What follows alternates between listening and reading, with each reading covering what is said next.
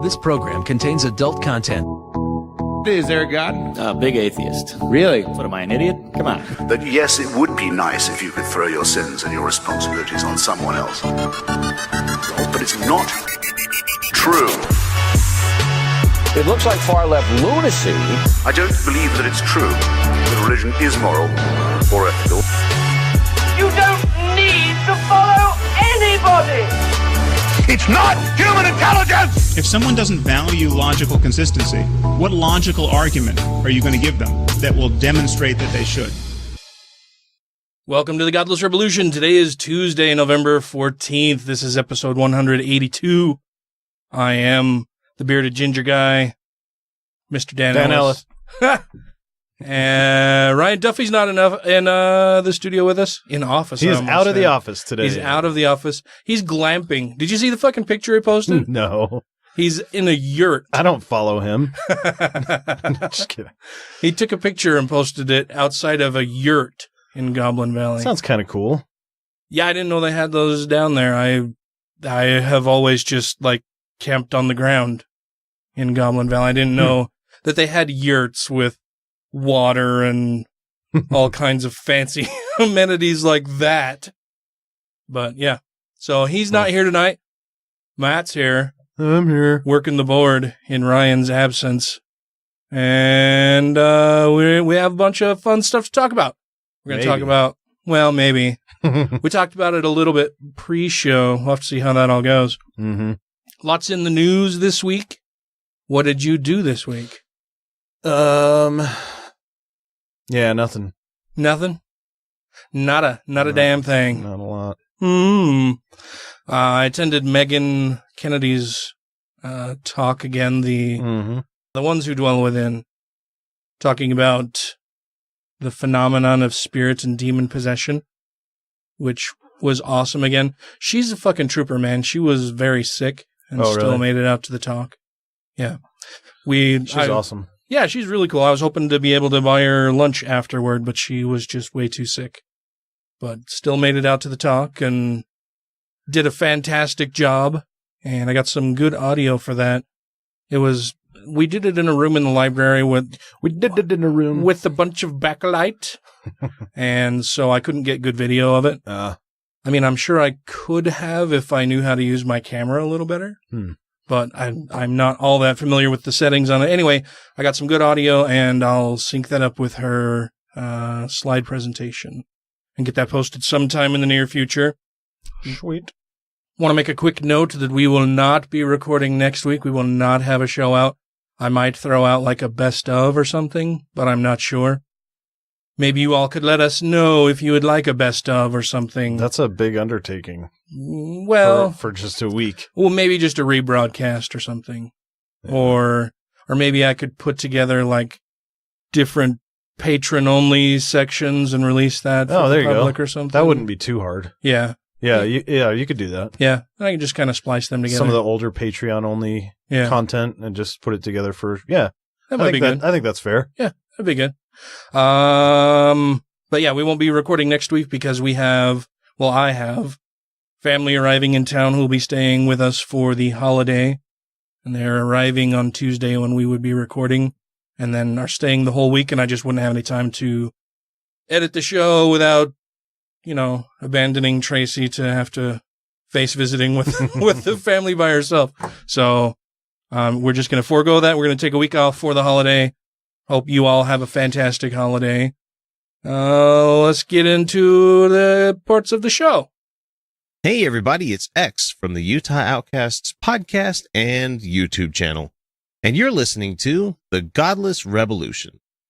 Allowing the notion that the earth is 6,000 years old to be promulgated in schools is like teaching kids that the distance across the United States is 17 feet.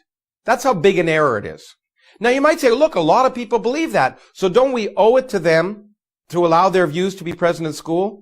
Well, as I've often said, the purpose of education is not to validate ignorance, but to overcome it. Rejoining the Godless Rebelution podcast now.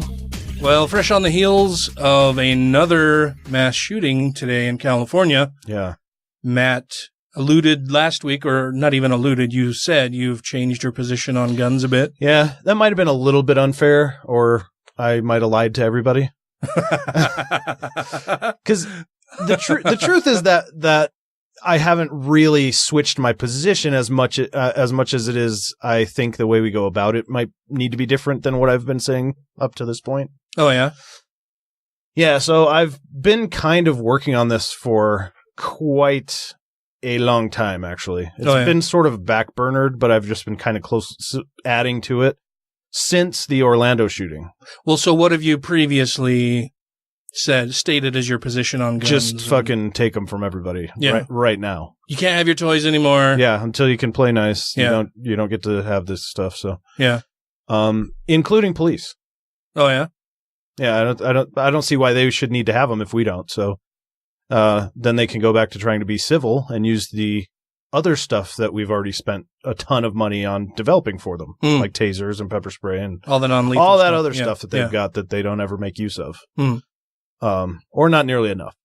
Well, yeah, I mean, I think I've mentioned it on the show before, but I kind of miss the days of us complaining about police tasing people too often. Yeah, brutality instead of just outright killing people. Yeah. I mean, and other countries, like you can see videos from Britain where they'll be armed citizens and they get it taken care of, without shooting them to death. Yeah. So it can be done. Yeah. But yeah, so this, like I said, I had to rework it a little bit because some of it was based on the stuff from the Pulse shooting. Because that's when I sort of started this. The Pulse Orlando nightclub shooting? Yeah, so some of this refers to stuff back then, and I actually was using a bit of a piece from Todd Starnes that was referring to the Orlando shooting. Yeah. But I left it all in there because it still is a good representation of how him and people like him how shitty think. Todd Starnes is? Yeah, and people like him who hold those views. So I'll just blow through this real quick, and then we'll get into more other stuff. God damn, it's longer than I thought. Okay. I look forward to it. All right. The Fox News megaphone Todd Starnes took time away from finishing his PhD in misinformation to blow hard about the most deadly mass shooting in U.S. history, was at the time. He apparently sought to provide some much-needed but solutionless pandering to his audience of real Larry the Cable Guys about the left's perceived ineptitude, and Obama's as well, because that was when Obama was in office. Starnes wrote this about the Pulse nightclub shooting in Orlando. Quote, over the past 8 years, the Obama administration has never let a crisis go to waste. The Orlando terrorist attack was no different. And here goes Todd Starnes not allowing it to go to waste either, right? Yep. It's assumed that Starnes wrote this while thinking there might be some other time that would be preferable to discuss the thing that's just occurred. But without his timeline for when it is appropriate to talk about issues, we'll just have to take him at his word that Obama got it wrong. So Starnes is in favor of an extended waiting period to talk about gun crime, but not for actually buying a gun. Got it. Yeah, that's just the fucking thing. Like, when the Vegas shooting happened, I made posts about that, and I mentioned it a couple shows ago that there was somebody who I'm friends with on Facebook who decided to argue with me that, well, you shouldn't talk about it right now, and how dare you, sir, politicize the deaths of these people. Yeah. When the fuck can I talk about it? If we have a mass shooting every other fucking day, does that reset the clock that I can't talk about any of them? Or do I have to wait until a certain amount of time has passed for one shooting, and then we have a bunch more before I can talk about the shooting, 6 fucking shootings ago. Right, yeah. Yeah, I don't know. But no, because then it doesn't work because they just had one, and so it's still too soon. Right, so it resets the whole clock. It does. Starnes continued saying, quote, President Obama co-opted an Islamic radical terrorist attack and turned it into a campaign to ban assault rifles, which he never fucking did. Never even tried to. Then added the right-wing ubiquitous twisting of facts by saying if the president really wanted to be tough on terrorism, he would actually acknowledge the real enemy and he would stop making it easy for jihadists to cross our borders. But I wonder who Todd Starnes voted for. yeah, no kidding. But I am going to throw him a tiny bone here because liberals do need to address Islam as problematic, in the same way that conservatives need to accept guns play a role in fucking shootings. Mm-hmm. Without even coming up for air, Starnes then moves into a tirade against mainstream media outlets.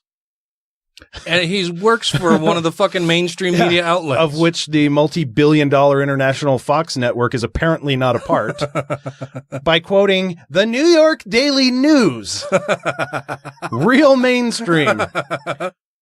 For calling the NRA traitors in a sarcastic line, reading, "Thanks, NRA. Because of your continued opposition to an assault rifle ban, terrorists like this lunatic can legally buy a killing machine and perpetrate the worst mass shooting in U.S. history." Modern.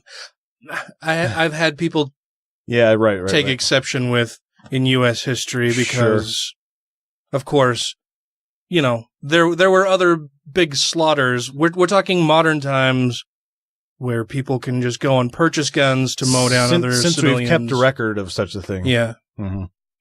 Starnes caps it all by asking of his scarcely literate audience, "Can you believe people actually read this garbage?"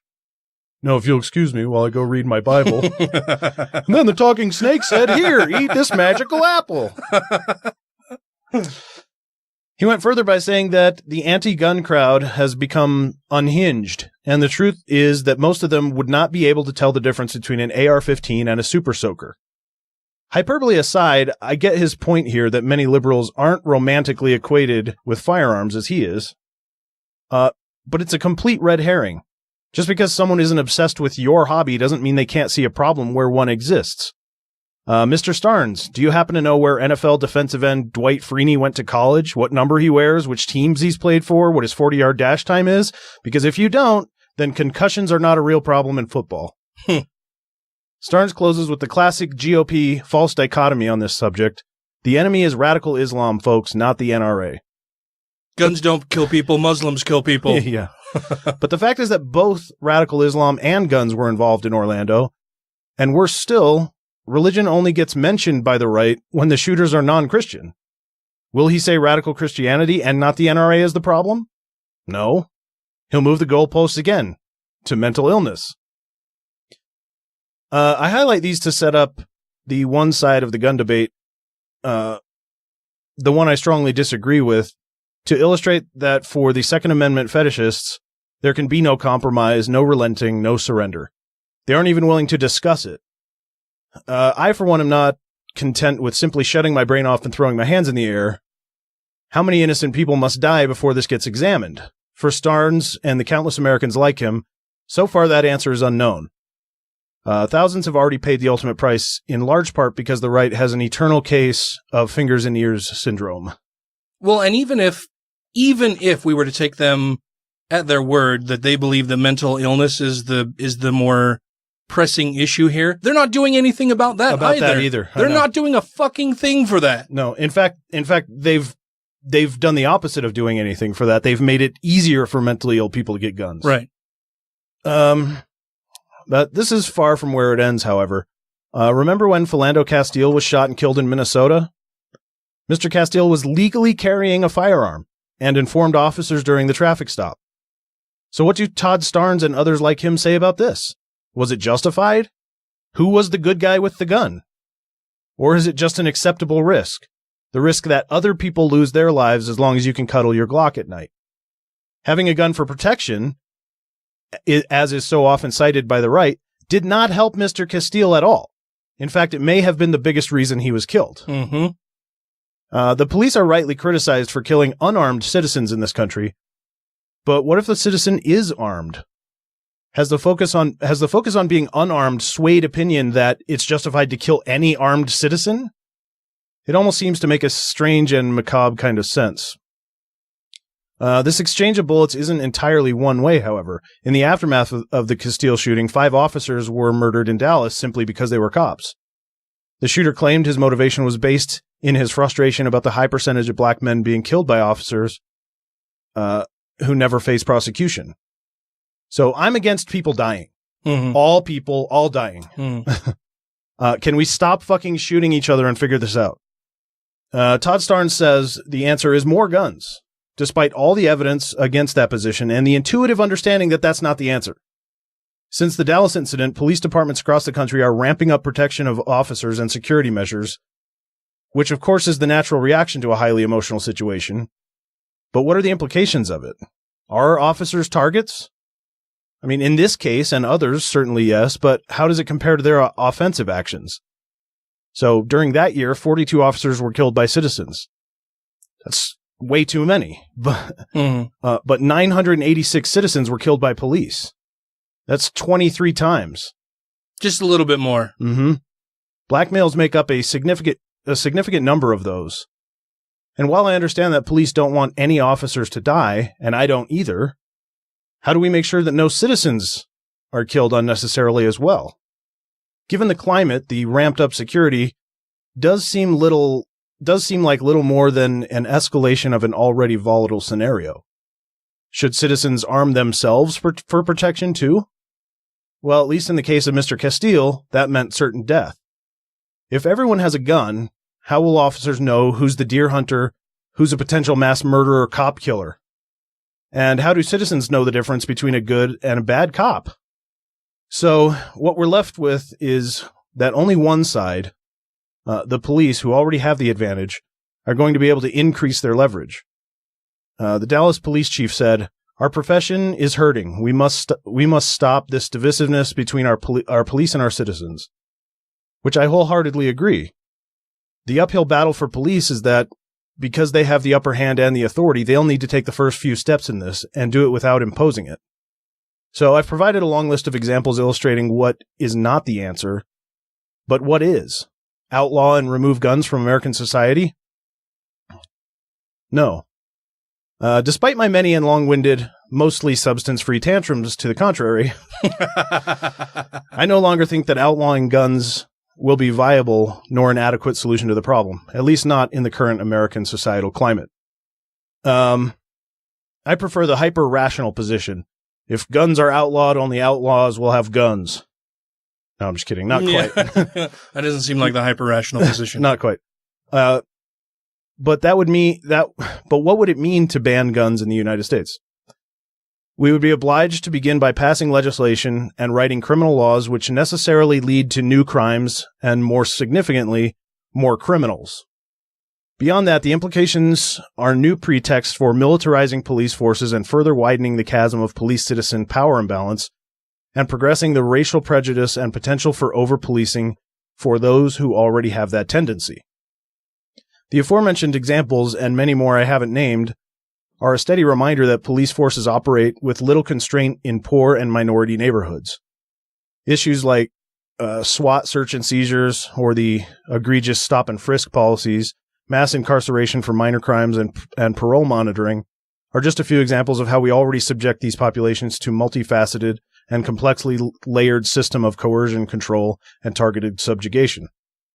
Already more than 7 million Americans are part of this system, and disproportionately poor and minority groups are affected. Take as an example the already instituted war on drugs and how that's affected these groups. Studies have concluded that previous legislation efforts in gun control measures have already played a significant role in this. In the name of preventing violence, hundreds of thousands of Americans, poor and minorities, are already being subjected to probable cause-free searches every year. The Supreme Court has ruled in favor of diminishing Fourth Amendment protections for the sake of attempting to limit potentially illegal drug and firearms possession. Which is totally fucked, because then that's used by racist fucking officers as a reason to profile and target minorities. Mm-hmm. Policing guns is like policing drugs, and invasiveness will be the outcome. There are huge amounts of both guns and drugs in America. With such an excessive number of firearms to monitor and remove, or even just to verify that they're legal, is a tremendous operation. One much larger than our police can manage, in fact. So decisions will have to be made about how to best prioritize time and effort, and will take an inevitable turn from actual crime into preventative, or worse, perceived crimes, where attempting to anticipate becomes standard operating procedure, whether guessed correctly or not. So what we're left with is discretion, selective enforcement. Since enforcement will be invasive, it will be left to those carrying out the orders to determine who they think may pose the greatest threat. prejudices and all. Good officers will do this job well, and bad ones won't. Numerous studies confirm that the fact that personal biases are heavily leaned upon when it comes to individualized success assessment regarding who is dangerous and worthy of punishment and who isn't. Former U.S. Attorney Michelle Alexander sums up the prejudice nicely when recounting a case. Quote, "I had an assistant attorney who wanted to drop the gun charge against the defendant in a case where there was no extenuating circumstances. I asked, why do you want to drop the gun offense? He said, he's a rural guy and grew up on a farm. The gun he had was a rifle. He's a good old boy. Good old boys have rifles. It's not like he was a gun-toting drug dealer." But of course he was a gun-toting drug dealer. It's exactly what he was. While guns are adjacent to the root of the problem, they are the deadly tool of choice with which people use to cause the most damage, having been motivated by their own shortcomings. Gun control is a monstrous task, and the problems of racism, tribalism, violent culture, and imbalance of power are looming even larger. So, I think it's reasonable to ban outright AR-15s and similar weaponry first, and immediately. But I think the next major sweeping change should be in the prison system and how we prosecute certain crimes. Then we can begin to roll back other types of firearms and dangerous weapons. Unless we do it in that order, or so I argue, we'll be paving the way for millions more black boys and girls growing up without their fathers. So you're saying that, so before your position was that we should just take all the guns away, all of them. Mm-hmm. You fucked up, you can't have your toys anymore. Yeah. We're going to take them all away. And now it's that we should just take away, like... Immediately take away AR-15s and I don't even know what the AK-47s, all that bullshit. Yeah. Anything that's being used mostly in mass shootings, whatever, leaving the stuff that's not, like, you're not probably going to find a lot of guys in the hood with AR-15s and AK-47s and that kind of stuff too. That's going to be mostly pistols and stuff, which you can still use to cause a lot of damage, but nothing like AR-15s. So a high-powered, high-capacity rifle. Right. And so what I'm saying is if we immediately got rid of everything, then we're going to be leaving it up to, because there isn't enough infrastructure and funding and manpower to enforce this equally and properly. The officers are going to be using their discretion. We already know how that turns out. And so it's going to be disproportionately affecting poor and minority group neighborhoods again, which are already being targeted by the war on drugs. I think this would just be adding on top another war. It'll be a war on firearms, just like it's a war on drugs. So I think get rid of the AR-15s, all that bullshit right up top. Then we need sweeping mass changes to the prison system and the way we prosecute crimes. Then we can start to roll back the smaller firearms, handguns, and that kind of thing. Eventually still get to the same. So my goal is still the same. It's just the way to get to it, I think, is got to be done differently because of the socioeconomic climate. Yeah. I don't know. I think we can work on all of those things at the same time. I mean, the war on drugs is a failed fucking enterprise. Yeah. We should get rid of privatized prisons. Those should all be run by the state. We should have much more. Three strikes rule. Get rid of that. Oh yeah, fuck that. Yeah, the 3 strikes laws that if you have, a quarter ounce of weed on you and are caught 3 times, you get to spend life in fucking prison. That's ridiculous. That helps nobody other than the people who are running the prisons and the judges who get kickbacks from the people who run the prisons when they sentence more people to longer prison sentences. Yeah, and then we need to change the way that we're punishing people anyway, right? Yeah. We've talked about it on the show a few different times that our current judicial system is punitive rather than rehabilitative. And that needs to change. Yep. And yeah, I don't know. I don't see why people think that their dangerous toys are more important than the lives that are affected by those dangerous toys. Yeah. Well, it's my Second Amendment right. Okay, but that wasn't really how the Second Amendment was written or even interpreted until pretty fucking recently. Yeah, so actually, maybe it's not.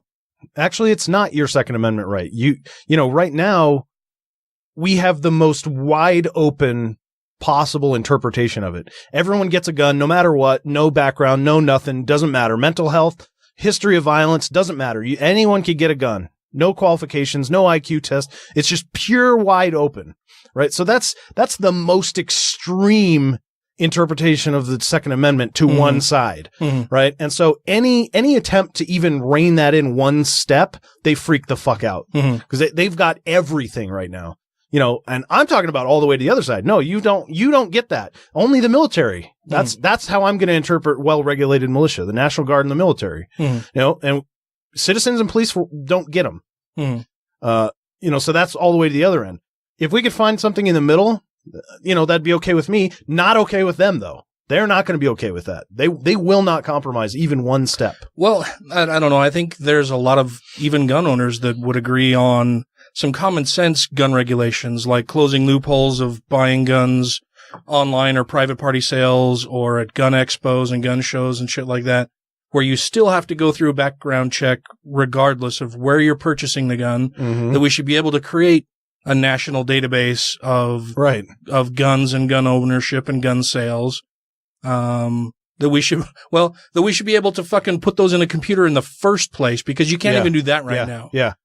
That's what I'm talking about. Yeah, that we should be able to put it into a computer, make it a national registry, that you should have to go through annual training, certification, get licensing and insurance for your weapons.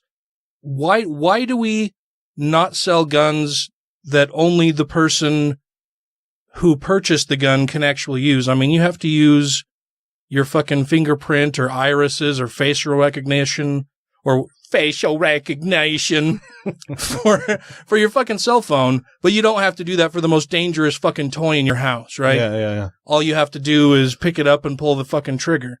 We could use biometric ways of locking that stuff down. I know that they make safes that are biosafes where you could use your fingerprints or whatever, but why not have that on the weapon itself? We do that for a ton of other things that you can't fucking point and click a button and kill somebody with. Dude, you have to click like certain different things that you agree with to look at graphic content or whatever on the internet. You know, some videos on Facebook won't even show up if they're too violent or whatever. Like, even they put in safety measures for that. Yeah. For stuff that's not even that doesn't have the potential to kill you right then. Just looking at someone else who was killed by that thing. Yeah. Is censored. But the thing that killed the person is not.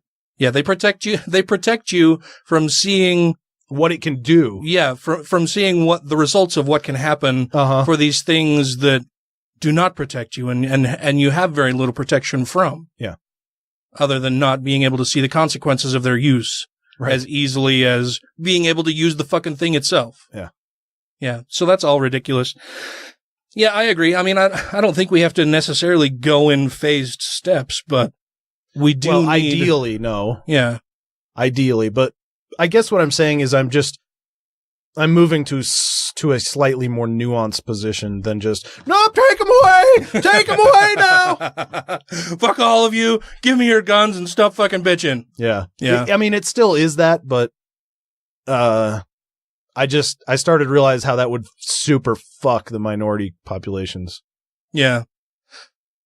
I don't know. It's really frustrating to even argue the issue of guns with somebody who's a total gun nut. Oh, yeah. Because they always fall back on the same ridiculous arguments for keeping their guns. It's, well, that's my Second Amendment right. Well, it wasn't always interpreted that way, and the way it's interpreted currently is a pretty recent development. Mm-hmm. When it was first written, it wasn't ever intended or was never even dreamed of that we would have these mobile weapons of mass destruction at everybody's disposal, and you could just walk into somewhere and buy it. Yeah, I think it would be not too unreasonable to assume that when the founders wrote that, they were probably thinking that, people, once they were adults and had their own guns, would be somewhat reasonable and fairly desirous for peace and, rather responsible and adults and had some intelligence. Well, and they didn't envision that everybody would have access to it either. It would be a well-regulated militia. Right. Necessary to keeping the peace. Yeah. How do they interpret that? They just ignore it. Yeah. They just completely ignore it. You can't have regulation. It's my Second Amendment right. You can't have regulation. It says regulated right in the Second Amendment. Well regulated. Yeah. Very well regulated. Yeah. Yeah. So, and militia. I mean, I know they all fucking think they are, but they're not. Well, what's going to protect me from a tyrannical government? Yeah. If you really think that your SKS or your AK-47 is going to stop a military drone or a tank or even a single Blackhawk or Apache. Somebody highly with specialized training in combat, that you're going to stop them. Sure, maybe if you get lucky, or you and your friends could get together, maybe stop one or two of them. You're not going to stop the might of the United States military or police forces. Or exactly. You can't even stop SWAT with one of those. Yeah. Let alone Marines. Yeah. Yeah. So dumb. This is Phil Ferguson of the cleverly titled The Phil Ferguson Show, and thank God you're listening to the Godless Rebelution. The next rant will start right after this. So is this a time to say we don't need any further inquiry? All we need is faith in the boss? I would say not. It's just as when I am asked, when the question is put, is there free will? The believer will say yes, because we've been given it.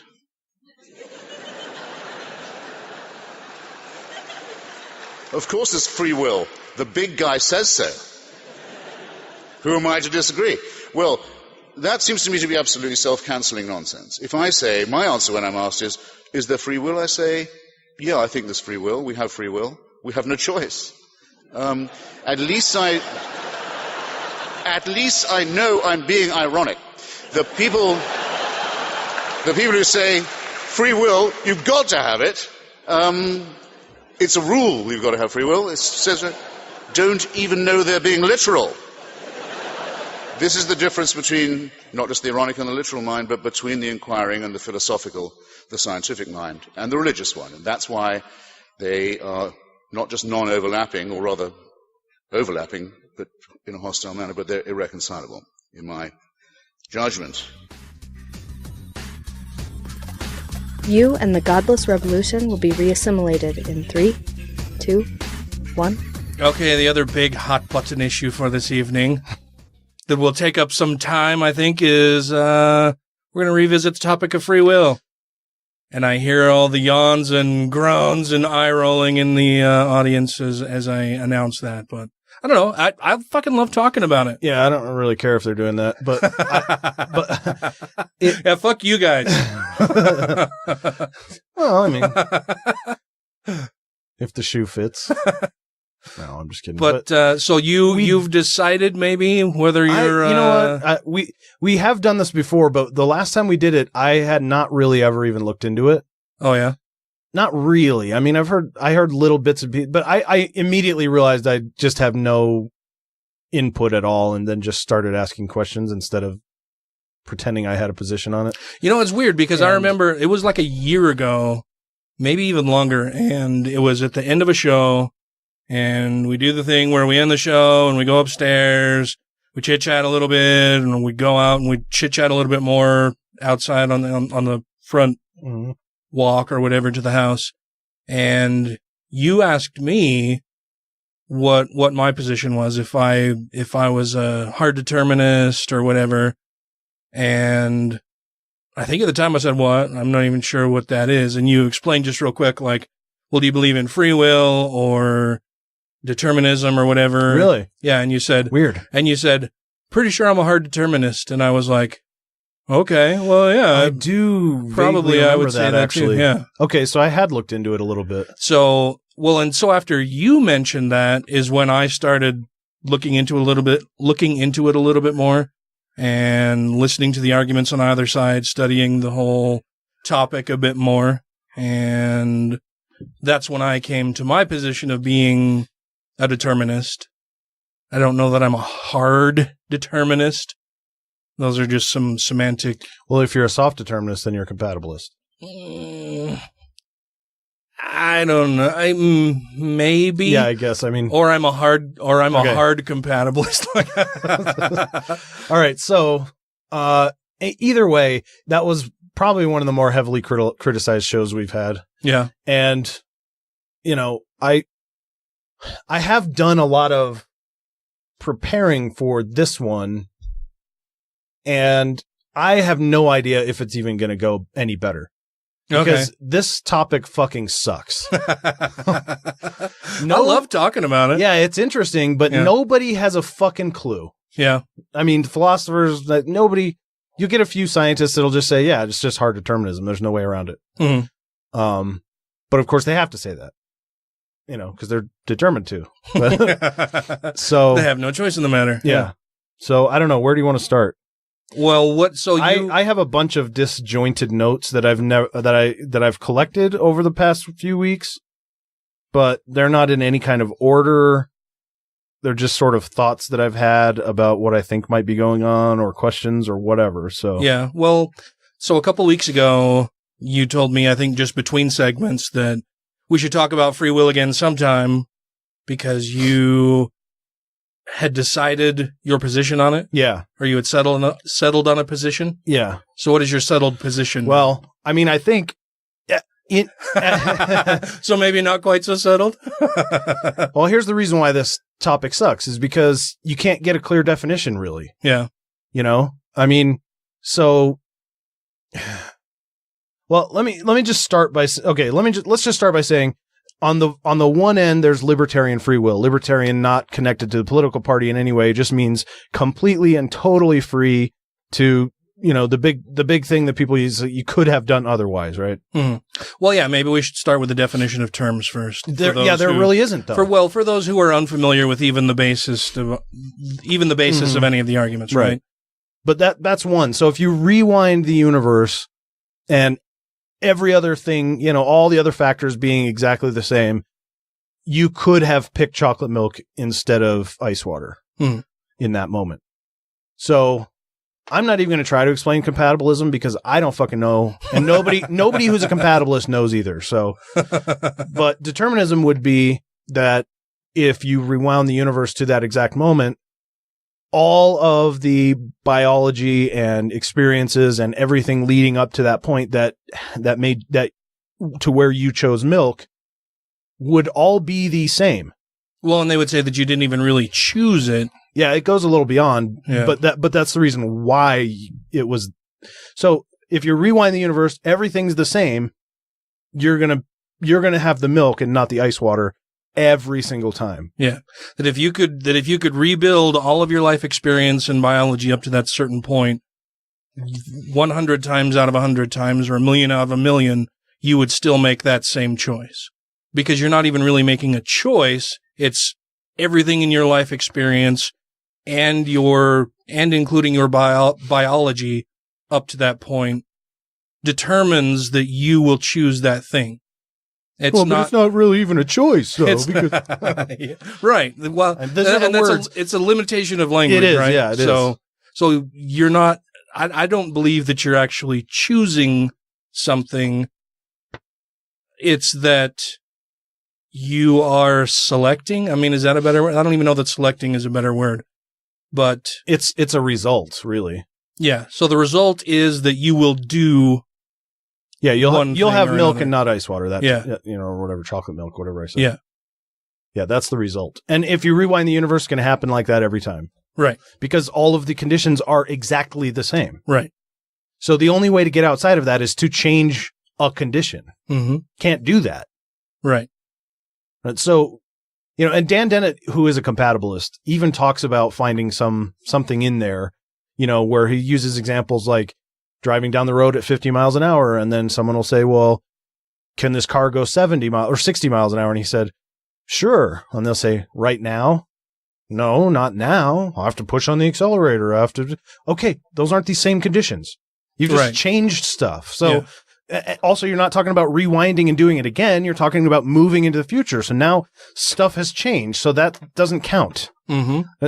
So now you're not, I don't know. So compatibilism, and maybe you guys get it better than me and you could let me know, but, I can't seem to find any reason to even acknowledge it as a viable option. Compatibilism? Yeah. Yeah. Yeah. It's libertarian free will all the way. No. This is how I feel about libertarian free will. It's to have the ability to act outside or in opposition to nature and nurture. So to be able to overcome biology and conditioning so as not to be influenced by them. And that's clearly an incorrect conclusion because, well, and to say that whatever thing you do would be that something that you prefer to do, right? That if you have 10 different drinks in front of you, that whatever you pick is the thing that you would prefer to have at that moment. And that if you were to rewind all of the universe and your biology, all of your influences up to that point, and repeat that same thing over and over and over again, that you could then choose any one of those 10 drinks by sheer choice. And it would be that's your preference when there's no way that could be the case. Well, right. I mean, sure, you could select a different item, but that wouldn't necessarily be the one that you would prefer at that given point in time. Does that make sense? No, I don't get the distinction. I mean, so let's say you pick the third glass the first time and rewind it, and then you pick the sixth glass. Is that what you're saying? But you would prefer the sixth glass? Yeah. Well, if you had an array of 10 drinks in front of you, and they say pick which one you would prefer right now, the one that you want most. Oh, just right doing now. it one time. Yeah. Okay. Yeah, the one that you want most right now, you would pick that thing, and then if later, if you rewound everything and go back to that point, that you would be able to change your preference to be another thing. Oh, yeah. No. Okay. Yeah, no. I thought we already talked. Yeah, we already. I mean, because when an urges arise, preferences, urges, likes, dislikes, those things come to our consciousness at some point. And we can't account for that.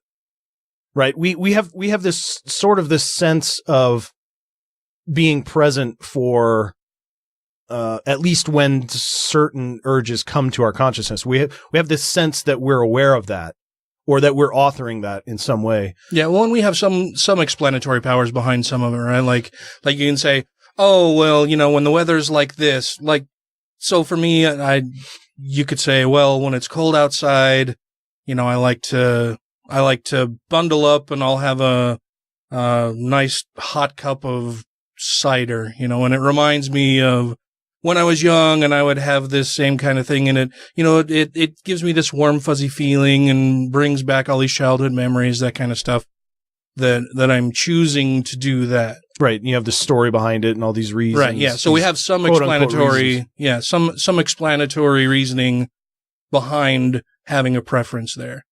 But you're not really then choosing that thing with libertarian free will, right? You have all of this background information, biology, you like that flavor, it's something you've experienced before, That's more what I mean. I'm talking more like base urges. Mm-hmm. Like, being straight or being gay or, liking blue instead of brown or whatever it is. Mm-hmm. We don't pick that.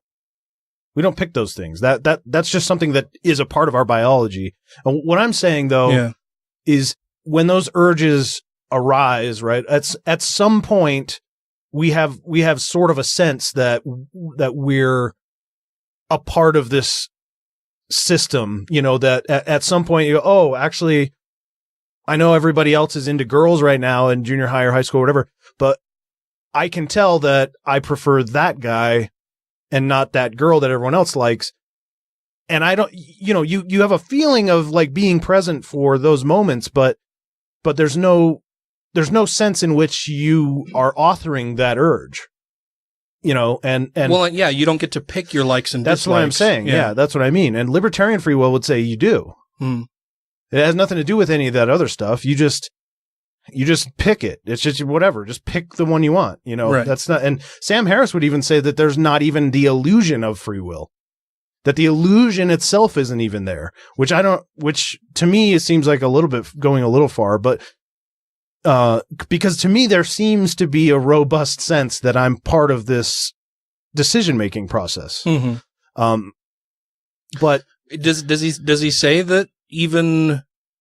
He says if you examine it, if you really take the time to examine what's going on during those moments of decision, that you'll realize that not even the illusion really isn't even there. You're just sort of along for the ride. I mean, obviously he goes into it more. Then there's still the illusion there, right? Like you still have some sense that you're making a choice. No, because you're strapped in a cart on the fucking roller coaster. You're present for the ride. Yeah. But you're not deciding where that track goes at all. Well, but I mean, and it doesn't feel like it either. So is he saying that on reflecting on something that the illusion disappears, or just that at no time does it even make sense that you would say that there's even an illusion? Yeah, he's saying that there isn't really even a subjective experience of having free will. I don't know how you could say that. You'll have to look up his stuff. Yeah. He doesn't just blurt it out and then move on. Well, yeah, I don't know well enough how he grounds that, but it's because it's not. Well, and I've watched and listened to tons of his arguments and talks about free will on that, and I maybe I've just missed that one in all of them, or in the one that he may have mentioned it in. But I don't recall him ever saying that even the idea that it's an illusion is false. It might be where he talks to the Very Bad Wizards podcast. Oh yeah, about free will. Maybe that's the one. But he does say that. I haven't listened to that episode. I know you recommended the show to me, and I've been listening to it, but I haven't listened to that episode. I'll have to go and find that one. It's called Tumors All the Way Down. Tumors All the Way Down? So I'll have to check that one out. Yeah.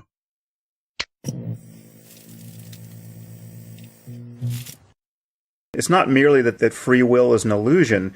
The illusion of free will is an illusion, which is to say that if you pay close enough attention to it, the illusion is not even there. It's not that there's an illusion that's there that we can't understand, how free will is true, but we have this robust experience of it, and we just have to deal with that fact. No, if you actually pay very close attention, the illusion isn't even there in the way you thought it was. And that's true of the sense of authorship of one's mental life. I'm speaking to you now. If I pay attention, it is absolutely clear to me that I do not know how I get to the end of this sentence successfully. And in moments when I fail to, in moments when I make some grammatical error or I lose my way and I'm dealing with my own inability to speak, that is also a mystery. So the successes are a mystery, the failures are a mystery, my inclination to pay attention in one moment or not in another moment is a mystery. All of this is just happening. And yes, it becomes clear that thoughts simply arise and that I don't know what my next thought will be any more than you know what it will be, or any more than I know what your next thought will be. I mean, authorship is just what it's like to be the first person to notice the thing that just sprung into view. That even is slightly strange because, we're actually hearing what I think at the same time. Occasionally I'll know what I'm going to say before I say it, but for the most part, I'm just thinking out loud. It's a mysterious process. But anyway, so one thing I find interesting about urges arising out of seemingly nowhere, right? That, and I would be interesting if anyone's listening to this that really has a sense that they choose their urges and their base desires. Write in and let us know, because to me, that's very intuitive. We don't pick any of that. That just happens somewhere. So immediately dispensing with libertarian free will, but also providing sort of a fertile ground for seeding determinism because that seems to me like an intuitive place to start for, okay, well, yeah, clearly those things are taking place on their own inside my brain. So if I'm not choosing those, why would I think that any of my other choices have anything to do with me? Which brings me to the next interesting thing, which is what the fuck does me mean? Right. So my brain's doing so let's say I get an urge to punch a Nazi. And that's a base urge that just comes out of nowhere. I would love to punch a Nazi. Right. And rather than build an argument backward from that position and then try to go guest spot on a podcast to defend it. Oh, that was cruel. Rather than that, I decide that it's probably just better to not punch Nazis for speaking freely or whatever, right? So in that sense, I've overcome. So here's a good example. I cannot account for why I just finished the sentence like that. I have no idea why that word popped up like that. Huh. But you didn't choose it? Well, that's what I'm saying. Like, you chose it. I chose it. God, there's something about sitting in Ryan's chair. So some base urge comes up and I choose not to indulge that, for lack of a better word, right? So now I'm overcoming an urge that I didn't have any choice in that came up. So who's doing the veto of that urge, right? So it would seem like, oh, that's where my choice is. Well, and I think that's the illusion, right? That's the illusion that you have that choice. Right. And that's where you start to get into this real meta stuff of like, now you have to define yourself because, my brain sends up this urge and I'm not the one that vetoes that, right? So what's happening? My brain is sending up an urge and then fighting itself to suppress that urge. And I'm watching this all happening, feeling like I'm part of the mix. And then whatever gets spit out at the end is what happens. That's fucking bizarre. Well, yeah. Well, and I think Harris would say, you're not the author of your own thoughts. I'm not saying I am. Well, but I'm saying I know you're not. And I'm not saying that you are saying that you are. Okay. I'm saying that Harris would point to that and say, you're not the author of your own thoughts even. So you can't say that you have free will in order to make a choice for something because your brain is constantly just firing shit at you, right? Like you don't know what you're going to think from one moment to the next because you're not the author of those thoughts. It's not, you're not consciously picking and choosing all the time exactly what you're going to be thinking about. Like shit will just randomly pop into your head that, right. We're sitting down here talking right now and in the back of my mind, I have 8 different things going on at the same time, right? Sorry. Just as you were, it's just fucking so amazing that as you were saying that, a thought popped into my head has nothing to do with this. Yeah. I was just picturing Taylor sitting at home watching this or listening to this episode going, you fucking asshole. Anyway. Oh, we love you, Taylor. Mm-hmm. But yeah, thoughts. They just spring from this well of consciousness. You don't pick and choose what's going to just pop into your head at any given time.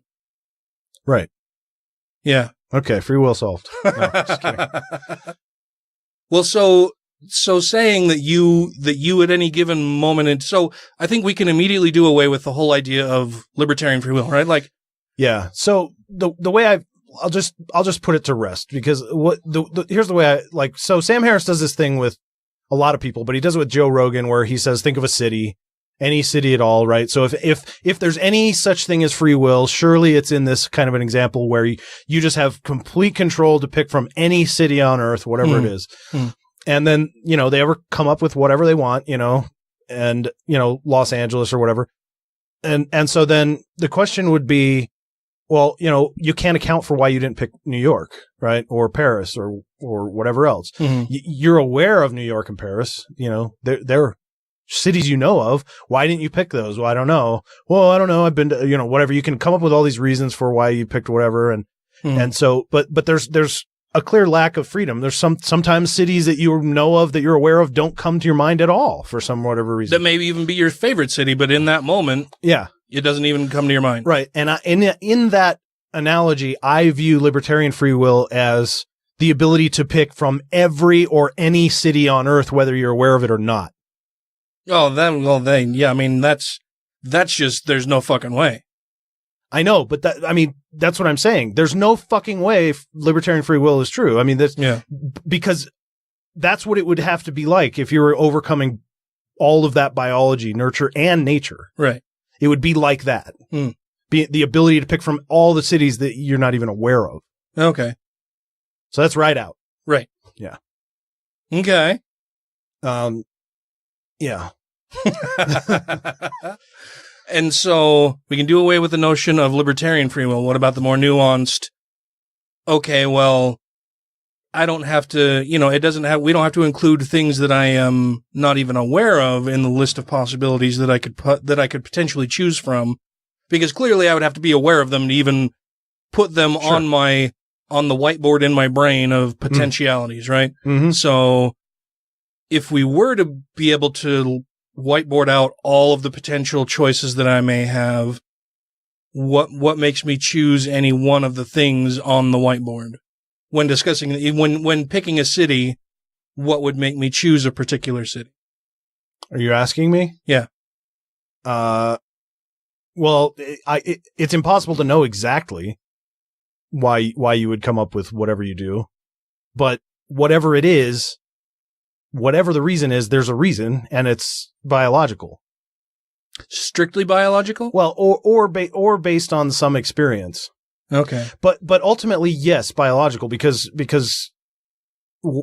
the experience part of it is simply adding new neurons that connect to the system that fire in a different way. They say like, oh, okay, this, if you're a dog, this person kicks me every time I see him, so I'm going to start avoiding him from now on.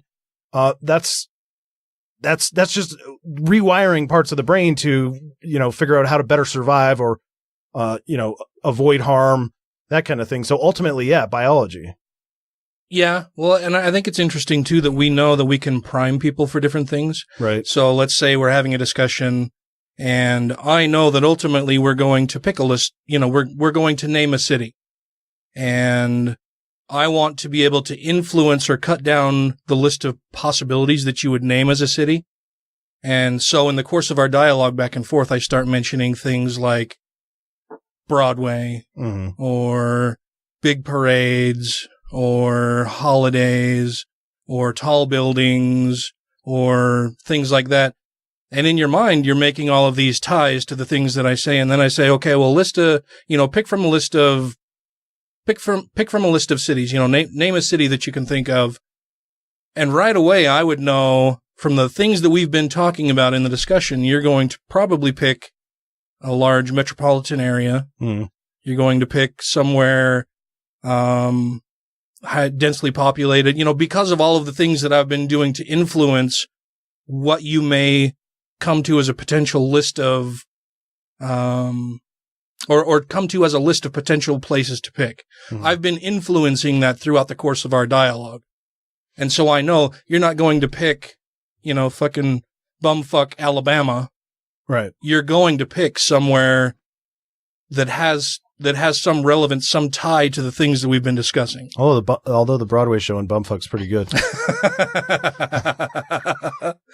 Right. But so we can subtly influence the way people think about things. Or not so subtly in that case. But I mean, we know because of the Russian propaganda with this recent election, how effective, that is, whether it's subtle or not. But, I mean, and I don't know if that just has, it may just be that whatever file folders our brain keeps of information, those primers bring that file folder containing, like, New York was the city that that I thought of when you were doing the priming. Yeah, that's what I was priming you for. Right, of course. Yeah. And so maybe the New York folder comes further up to the front, and so it's ready to access when a quote unquote decision needs to be made about picking a city or whatever. But I mean, because we know that most of what's going on in our brain is not happening consciously anyway, right? Because, you know, how many people can hold two thoughts at once or whatever? A few people, maybe. Not me, right? But what about multitasking really isn't a thing. What about 10? What about working on 10 problems simultaneously? Like, no fucking way. Yeah. But does that mean that we only know one or two things at a time? No, we know all of the stuff that we know all the time, right? Mm-hmm. So that's going on deep down in somewhere that's not right at the forefront of our mind. So you can't recall a word for some reason, you know, or you make a word up for some reason.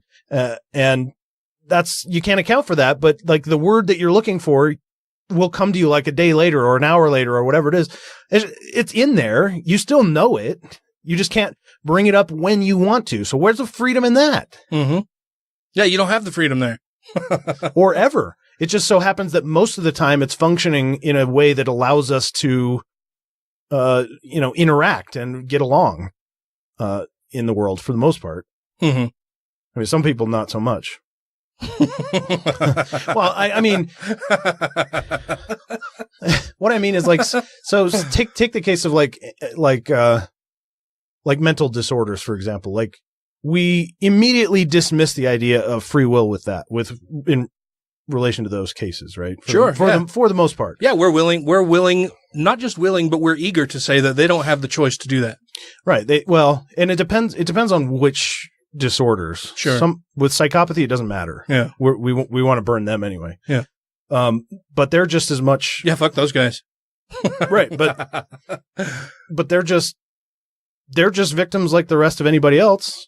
Yeah, they're victims of their own biology. Right. And, you know, if they're committing crimes like that, probably a lot of nurture problems too. Mm-hmm. Which ties back into their way that their brains form and so on. Mm-hmm. But, autism, what are some of the other ones I was thinking of were, Down syndrome, some of those, you know, spectrum disorders and different functioning, you know, different capabilities and functionalities. We're very quick to just say, oh, well, you know, that's just how he is or she is, or that's just the way it is. Doesn't matter. They're inappropriate or whatever it is. And if you suffer some kind of brain damage, or if you're under the influence of an intoxicant, mm-hmm. right, where we very easily dismiss free will in those instances because they were under the influence of something. Well, it just altered their biology. It didn't change who they are as a person. Right. It just changed who they were in that instance. Right. Yeah, like nobody. Well, and, you know, even with depression, actually, because you do get a lot of, you know, well, just, you know, just suck it up. Just be happy. Yeah. Just right. Be happy. Why can't you just smile? Right. Or, yeah. Think of something happy. Exactly. That'll fix you. Right. And that's sing a song, clap your hands. That's equivalent to telling an autistic person to, start making appropriate eye contact and go hug somebody. Yeah. You know, or, you know, telling a psychopath to have appropriate physical relationships and have some empathy. Yeah. Those are fucking ridiculous requests. Yeah. But anyway, that's something else. the way that we treat people with depression. Yeah. So in those cases, it's clear, at least to most, and with kids too, you know. God, I had a thought about that. Like, I need to go back and revisit that thing about Sam Harris saying that the illusion is an illusion, because it just seems so not to be the case. I mean, the illusion seems to be very robust. Well, and it seems a self-defeating argument, because if you want to say that the illusion doesn't exist, then why would we have any idea that there is an illusion of it even? That it just doesn't make any sense to me intuitively. What are we talking about? Yeah. I mean, you can say that something is an illusion, but to say that the illusion doesn't even exist seems very counterintuitive. Yeah. I wonder if maybe he's just spent so much time thinking about it that for him it's intuitive that, of course, we don't. And it's he sees it everywhere. It's obvious that we don't have free will. Yeah, and I don't recall him saying that. Maybe I've just missed it somewhere. Maybe I misheard it. Yeah. You know, maybe. But I mean, like if you're walking down the street with a child, you know, 6 under 5, one arm, and you're running through crowds, dodging police, This is my kid now. Right. Right. Then, I've got him. Let's go. So exactly. In certain scenarios like that, it's very easy to see how your victims after being kidnapped have no free will anymore. But like if you're just walking along with a kid you know and are entrusted with and are dealing with appropriately and you just happen to be a petty, pedantic social norms asshole. Petty, pedantic pedophile? What? And I thought you were going for an alliterative thing there. No, strangely, that's not at the forefront of my mind. Oh, okay. See, I'm just wired differently. Yeah. We'll cover the Roy Moore story. Roy Moore stuff later, yeah. Roy Moore story. It's like toy boat. Toy boat? Yeah. Toy boat? What is that? If you say it 3 times fast. Toy boat, toy boat, toy boat. It's hard, yeah. Okay. I got you. So you're walking with a kid, and the kid has uneven socks or whatever, right? And if you're an asshole... That's the thing these days, yeah. Then you can be like, hey, pull up your sock, right? And for the most part, they'll do it. And it sure seems like, okay, well, they weren't even aware of that before. And once they don't care about that particular social norm. What the fuck does that matter? But once I made them aware of it, they chose to do it. It seems like there's the will right there. There's the freedom. Because some kids won't. Some kids won't care about that. And so, obviously, there's the freedom. One will do it and the other one won't or whatever. But that's where I think the illusion is powerful. When it's everyday interactions like that, where it seems so obvious that, oh, well, of course, she's going to decide to either do it or not do it. And some kids will and some kids won't. There you go. You're done. But it doesn't show any of the biology for like how toddlers are deeply wired to obey adults and about everything. Doesn't even matter if it makes sense because nothing makes sense to them. It's just everything that the adult says, they're going to do it. For the most part, that's a part of... They're here to protect me and yeah. Right. You just do what they say. It doesn't matter. There's not really a thought in there. And that part of the biology is working that we can't see. And there are kids who are rather antisocial that won't do it, that won't care. That part of their biology isn't there. They don't feel any of that fear that or whatever it is that goes into social listening. pressure. Yeah, social whatever, pressure, whatever. Yeah. So, I don't know. That's where I think the intuitive, or at least when we're building our mental model of the world, that part of free will seems that elusive. If that's an illusion, that seems like some of the more robust parts, I guess. Some of the more easily explained or easily pointed to. Right. Instances you don't even think about it. You just see what's happening, and you're like, yeah. Oh, he's going to, and the words we use. Okay, he chose to do what I said. All right, good. Yeah. Or he decided to obey me or whatever, Yeah, well, and of course, none of that takes into account all of the influences that child may have had up until that point, right? That, maybe nobody has ever pointed this out to this person ever before, and maybe another kid in the same circumstance has been told to pull up their socks 50,000 times by other people, right? And it's just something that they forgot in that moment, and so they do it. Right. Somebody who's never had that information available to them before would have a completely different reaction. Hi, I'm Lucian Greaves, spokesperson and co-founder of the Satanic Temple. Check out my website, grayfaction.org, if you want to be disgusted and alarmed. You're listening to Godless Rebelution. Please stand by. The Godless Rebelution will continue in a moment. To talk about determinism as a fact is not to argue for fatalism. People often confuse any description of determinism with fatalism. So they think, well, if everything's determined, why do anything? I'll just sit back and see what happens.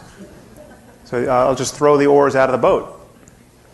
Okay, this is a sign of confusion because, first of all, it's extremely difficult to do. Just I recommend that you one day try it. Just stay in bed all day waiting for something to happen.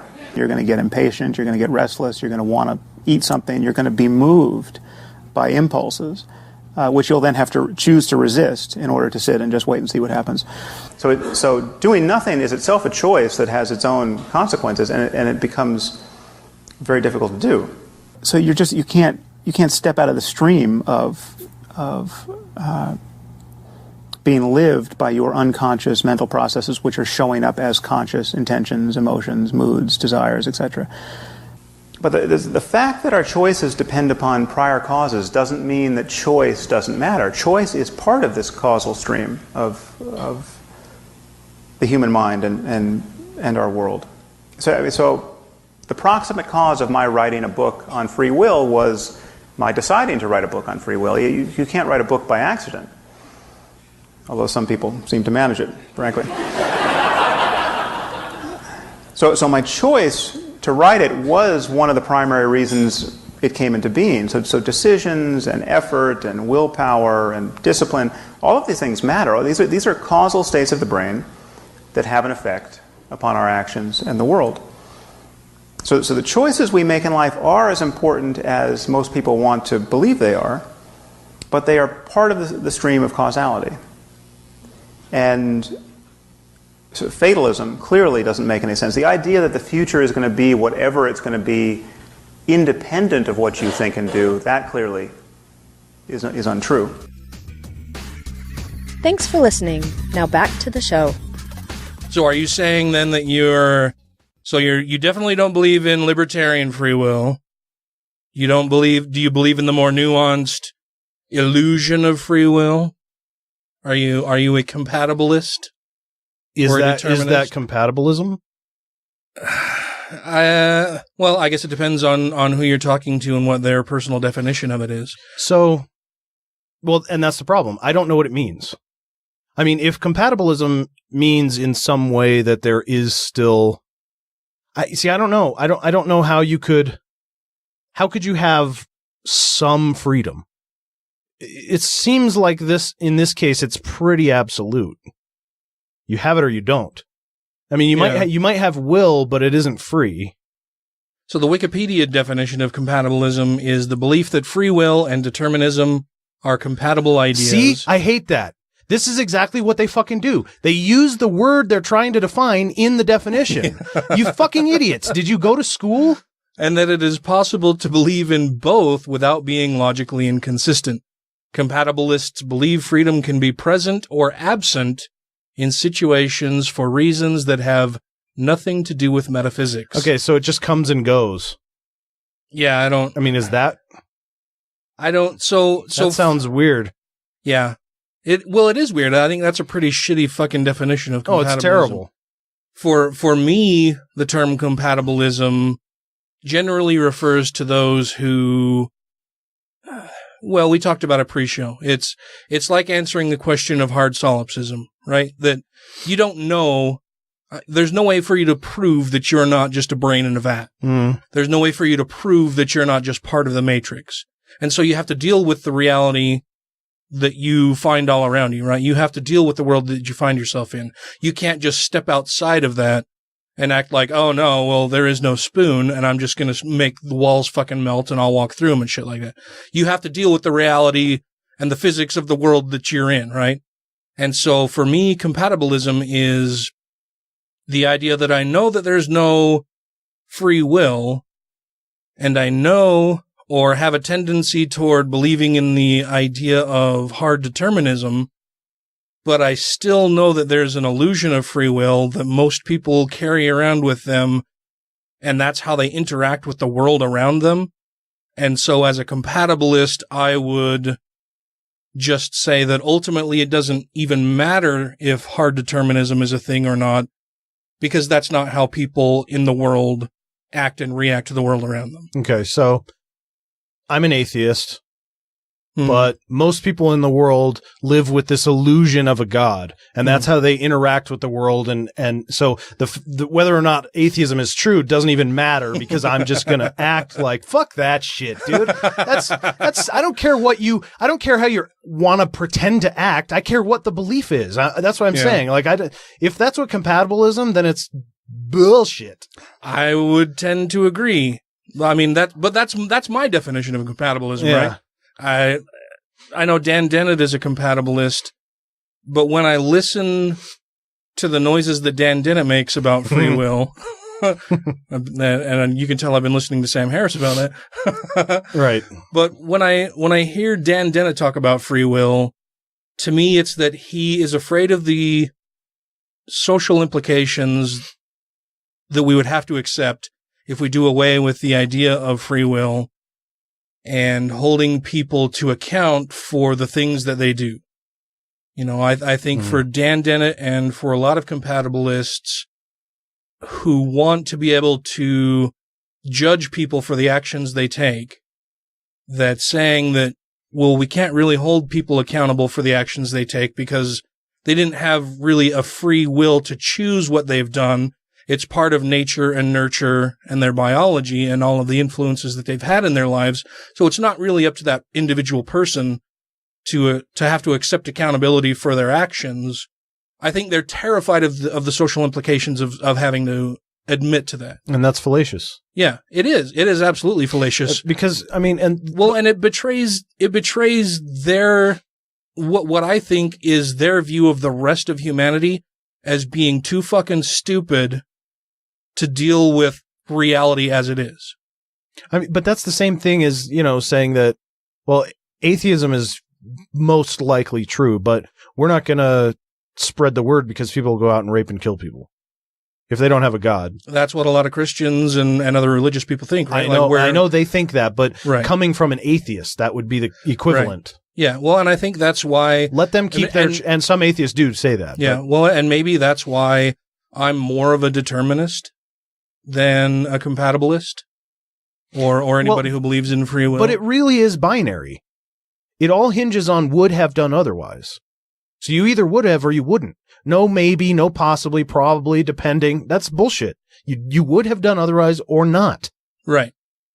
Yeah, but let me think about this for a second. I guess within the not, there could be options. Could there? What do you mean? No, there can't. That's binary. Yeah, so, like I said, I think they're afraid of the social implications, and they still, I think, and I don't mean to, it's going to sound ageist, and I don't mean it to be necessarily, but I think Dan Dennett is of a generation where he has lived his entire life where if you do something bad, you're sent to jail and you're put away and you're locked up and you're held away from society so that you can't do any more harm, right? There's a view of... We all have lived in that world. Well, sure, but I mean, he's lived in that much longer than you and I have. That's how he recognizes the world around him. And I think that you and I and people of a younger age, and like I said, I know that sounds ageist, and I don't know how else to express it without it sounding ageist, and I don't really mean it to be that way, but when you've looked and lived your entire life with wanting to hold people accountable and punish them for the things that they do versus recognizing that they may not have had a choice in what they did, that it is nature and nurture and all of their influences and their biology, that you still want to be able to punish them. Something bad happened, I will fix it by punishing this person. Rather than saying something bad happened, this person had all of these influences in their life that led them to do this thing, but they may not have necessarily had a choice. Let's try to examine what happened that resulted in this happening and try to rehabilitate this person rather than just punishing them for what they've done. But his views on justice or retribution or how criminals or bad behavior should be handled has nothing to do with what's true about free will. Right. I mean, if he's basing his entire, I'm not saying he is, but you know, if even a portion of his free will argument is based on that, then it's fallacious. I think it is. Yeah. I mean, not just that I think that if he thinks that it's fallacious, I think that his argument is fallacious. I think that is what he thinks, and I think it is a fallacious argument. And I think it's that he thinks that just too many people are too stupid to understand the arguments that are laid out in front of them, and that he sees that as then a dichotomy of, okay, well, either we can continue with the illusion of free will and locking up people who may be viewed as a detriment or a danger to society, or we're going to take away the illusion of free will to where everybody is just set on a course throughout their life. And unless they have the proper influence and brain chemistry, something's going to happen, and then we can't hold them accountable, and it's just going to be chaos. I think he sets up this false dichotomy and thinks that, okay, well, we can't do away with the illusion because then that would just fucking ruin society. Yeah, there has to be a God, or else people will act badly. Yeah. I think that's how I see his argument. I think it's a fallacious, weak argument. Yeah, atheism can't be true, because if it was, then people would be immoral. Yeah. People would start to be immoral. So that's the worst argument I've ever heard. And that can't be his whole position. From all of the things that from all of the talks that I've heard him in, all of the discussions that I've heard him talking about free will, that's the conclusion that I get from the things that he has said. I've had his book about free will and everything recommended to me, and I haven't read it, and so I'm ignorant about perhaps some more nuanced positions that he has. But from everything I've heard him say, that's my takeaway from it. I think it's really tough to, humans love. Like maybe they're love. maybe their two favorite things are taking credit for shit they may or may not deserve and punishing people, blaming other people for not being good enough. Yeah. Those are humans' judging favorite people. Fucking things. Yeah. And this determinism threatens to take both of those away. Somebody who does moderately better than his peers wants to talk about how much hard work it went into it. Not the fact that he's a white male, who, went to college in the 80s and early 90s and happened to, reap the benefits of, hitting just before student loans got crazy, and also the benefits of growing up as a middle class white male. None of that. He just worked harder.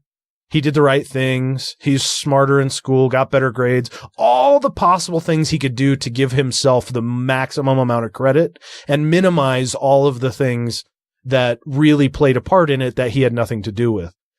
Humans love that. Yeah. And then conversely, it's, if you're not like me, it's something you've done. You didn't go to the right school. You didn't try hard enough. You haven't worked hard enough. I'm not going to give money to this guy in the corner because he's not even working. He's not doing anything to better his situation. He's just going to go spend it irresponsibly. And all that bullshit is all gone with determinism. And I think people just will not let that go easily, if at all. Yeah. Well, and I think all of the things you mentioned point to not just a sense of, that society would slip into chaos if we do away with the illusion of free will, but it also betrays a sense of entitlement and privilege that they think, well, no, we have to have a compatibilist view because the playing field is level. Everybody starts from the same spot. Everybody has the same advantages. Everybody has the same choices that they could make to improve their lives. And we know that's not the fucking case.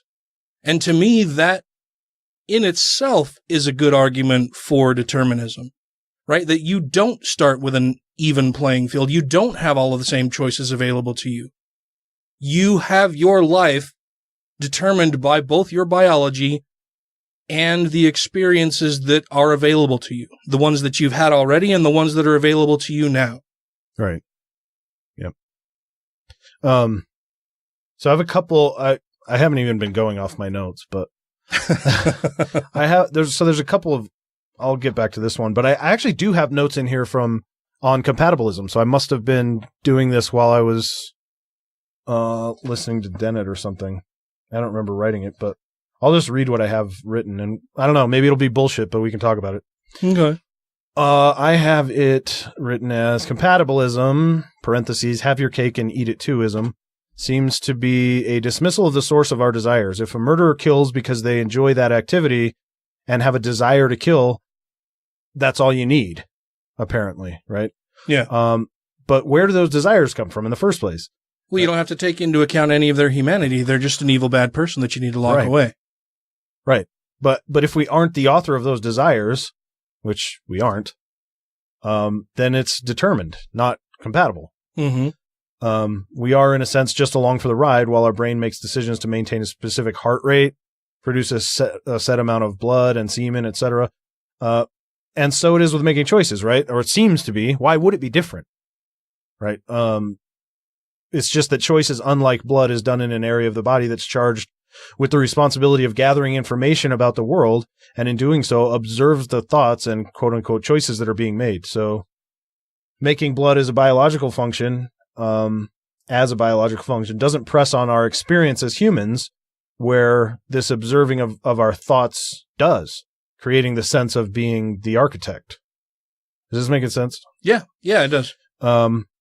That's why there isn't a debate about whether or not our heart rate is our choice or whether it's determined. A person with high blood pressure isn't making that decision. Well, they could lead a healthier lifestyle, Matt. True. They would have that choice. Yeah, I guess that's true. I guess people would say that. God damn it. Actually, wait, that just reminds me. I have a note in here. I think there's a part of this we might not agree on. Oh, yeah? So you're a determinist. I'm gathering you don't. I believe so. Buy yes. the compatibilist argument from the way you laid it out. Yeah. Yeah, I think I would say that I am a determinist. Yes. I think you're in the hard category. Probably. I mean, can you overcome your biology, or that's how I see it. Either one of those, compatibilism or libertarian free will, means at least some level of overcoming your biology and but experience. Life experience, yeah. So the future is set. No. Okay. How not? Because it's your biology, which we know can change depending on your diet, how much sleep you're getting, any other outside influences around you.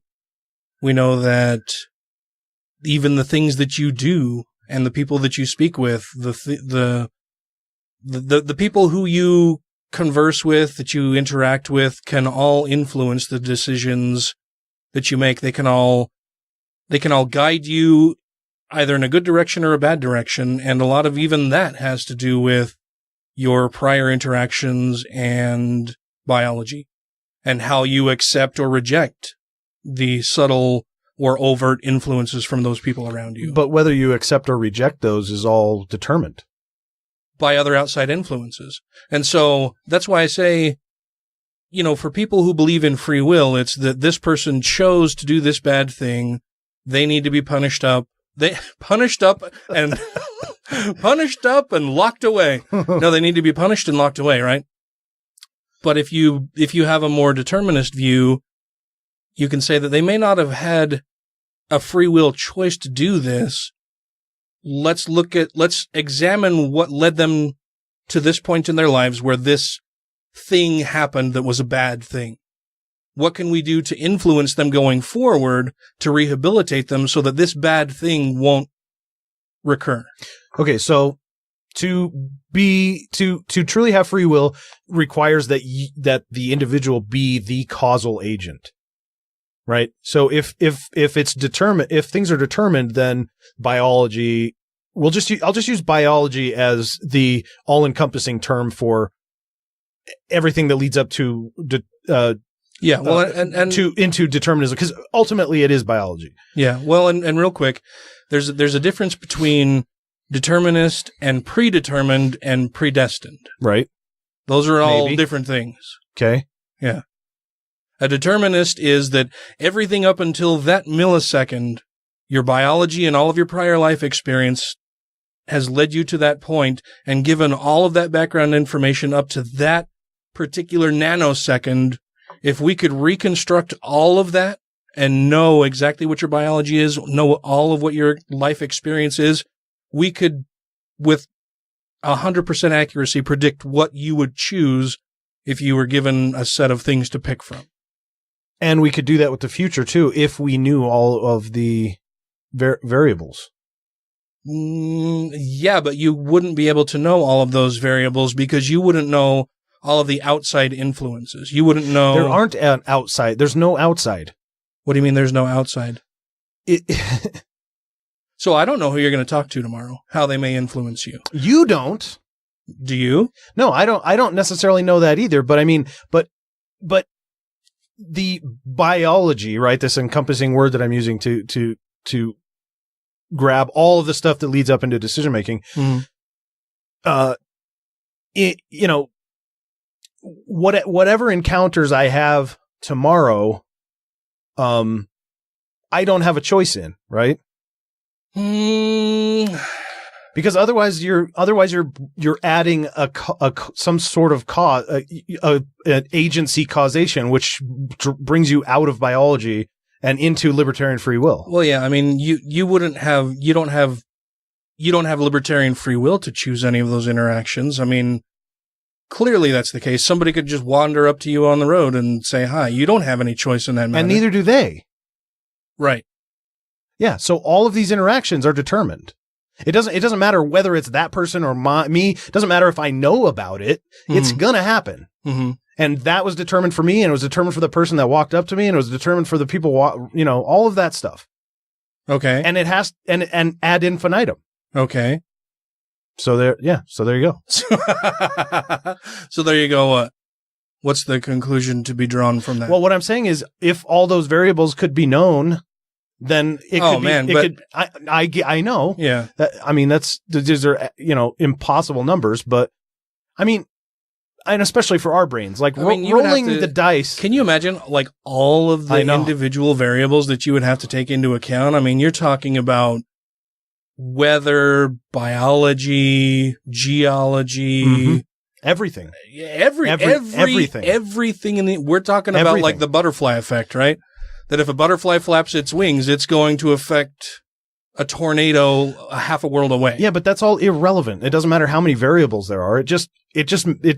It's sufficient to say that if they were all known, it could be predicted. Sure. Okay. Yeah, I'll go with that. Okay. Yeah. I mean, just like rolling dice to us seems an awful lot like chance because we can't do all those variables at once. But if you knew the speed of it, the rate of rotation, the way it was going to bounce off, the material it was going to bounce, the rigidity of the surfaces, all that stuff, you could reliably predict. We just can't. We're not capable of doing that. Right. But it's true of everything. Yeah. And assuming the variables were attainable, right, and we had some ability to calculate it, but ultimately, that means all of that's predictable. Sure. Even in humans, which seems so unpredictable. So do you think then that some compatibilists could look at that argument and say, that's why I'm not a determinist, that's why I'm a compatibilist? Well, that's a stupid argument if they do. Well, sure, but I would tend to agree with you. But if they were to say that because I can never know all of the variables, I can never account for all of the variables, I can't say that I'm a determinist. I would have to be a compatibilist. There's room for some freedom in there, you mean? Yeah. I still don't. So, no, I mean, they could, but I don't see how they, I wouldn't let them get away with it. I mean, maybe somebody who's listening to this is screaming because they have a better argument or an answer and please do send it to me. I don't know anything on the subject. I'm just spouting off what I find interesting about what I've learned over the last little while. Yeah. But on that, if there's a little space for freedom somewhere in there, if let's say I changed myself with Ted Bundy, right? Atom for atom, we switched. At that point, I am Ted Bundy. Mm-hmm. Right. So I've changed everything, all the atomics, everything I am Ted Bundy. Mm-hmm. Right. There's no room in there for a me. Right. He's me. Right. Now I'm Ted. So where is the space for me to decide to do something other than what Ted would have done? There isn't. Right. There isn't. So the fact that we can't account for all those variables doesn't mean shit because if we scale it down to something we can actually wrap our brains around, like that example of me switching with Ted, you can clearly see there's no room for a me or a self or anything to do anything differently. I would be Ted. Yeah. Yeah. If you could exchange, like you said, yourself atom for atom with him and all of his life experience, that you would, you would be able to plug into that and live that as your own. Yeah. And then to be able to say that you would act in a way other than he did is just, you can't say that. No. You can't say that you would have acted differently because he didn't act differently. Right. Exactly. Because he couldn't act differently, which is the reason why I wouldn't be able to act differently, because I would be him. Right. And he didn't act differently. Yeah. So, yeah. And I think that's true. Like I say, ad infinitum, you expand that out, and that's the entire future of the universe. Sure, yeah. I mean, if you could take into account all of the billions of trillions of variables. Yeah, it would take in everything. It does. It's going to. Yeah. It's going to account for everything. Yeah. Everything has thus far been accounted for. 10 years ago, you would have said it's impossible to account for all the variables leading up to 2017. And it would be for us, but it's been done. So, but we still wouldn't be able to go back and examine all of the variables that led to it doesn't matter. It's here. Theoretical. Yeah. I'm just saying we can't do that, but it's all moving forward. Mm-hmm. And as it goes forward, all of these quote unquote decisions are coming to fruition and laying the plan of the universe out. Mm-hmm. So you're a hard determinist. And probably a fatalist as well. A fatalist? Yeah. Maybe that's a whole other discussion. Well, let me that's what I've been talking about for the last 5-10 minutes. That I think you agreed with me or not. I don't know. You might hesitate a little bit on that part. What's that? On the fatalist part. Well, just that the future is also set. No, I don't think we can say that it's set. I think that we could say that if we were able to account for all of the influences and variables in the entire universe, we could chart out what's going to happen. Yes. But that doesn't necessarily, well, I guess. Sure it does. And it doesn't matter whether or not we can do it. It's going to happen. The universe is going to do that. Whether we can wrap our brains around, we can't. There's too many. But that's what I've been talking about the last 10 minutes. That all of this is going to unfold, and all of these variables are going to come together to be the future. Mm-hmm. And that, like you said, that you don't know who you're going to run into. No, I don't. But whoever I run into, I didn't choose that. They didn't choose it. Nobody chose any of it. It's all happened. And that's how it's going to be for everyone forever. These continued interactions that nobody has any control over, no animals, none of it. It's just going to happen. And so if we could calculate those variables, which we can't, that's why I bring up the craps example when you roll a dice. That's easier because you can see, it's just a small amount of variables. And that's even really hard to calculate, if not impossible. Yeah. But if we could, then we would be able to predict what's going to happen. We can't possibly understand all the variables, but that's what's going to happen. And so then, as a fatalist, would you say that you could be a compatibilist? No. Okay. I don't even know what that is. I think it's nonsense. I don't think it's a thing. Yeah. But fatalism does tend to come with some baggage, though, from what I see, that it's this kind of mindset that nothing matters, which I don't think that's true necessarily. I think most things don't. But I guess that's an interesting thought experiment. And maybe that's another reason why I think Dennett is so hesitant to try to remove the illusion of free will. Because if you turn toward fatalism and decide that nothing you say or do matters, then that's just another influence on you, right? We should put in a little disclaimer to tell people when to start smoking pot about a half hour ago. Well, sorry, say that again. Well, but so maybe that's why he's hesitant to remove the illusion of free will from people, because if you lead them down the road of fatalism, then you're also influencing them, right? So you're expanding their horizons, but in so doing, you could possibly or potentially influence them to come to the realization that nothing they say or do will ultimately matter, and then they become nihilists and fatalists who just decide to walk off of a cliff because what's the point? So he's a real hero for bringing up a subject he doesn't have to talk about and then discussing it dishonestly. Yeah. I don't know, man. That's a fun thought experiment. Like, what if you could just remove the illusion of free will from everybody so that they became determinists or fatalists? Would that be a terrible thing? Would people just stop doing anything? Well, I think, and I don't think they would, right? Because you would still act in your own best interest. Because if you're interested in being happy, which most people are, right? Most people want to be happy and content and make other people around them happy. I think that's healthy people. A general rule for most people. Sure. You exposing the illusion of free will isn't going to change who they are as a person necessarily, right?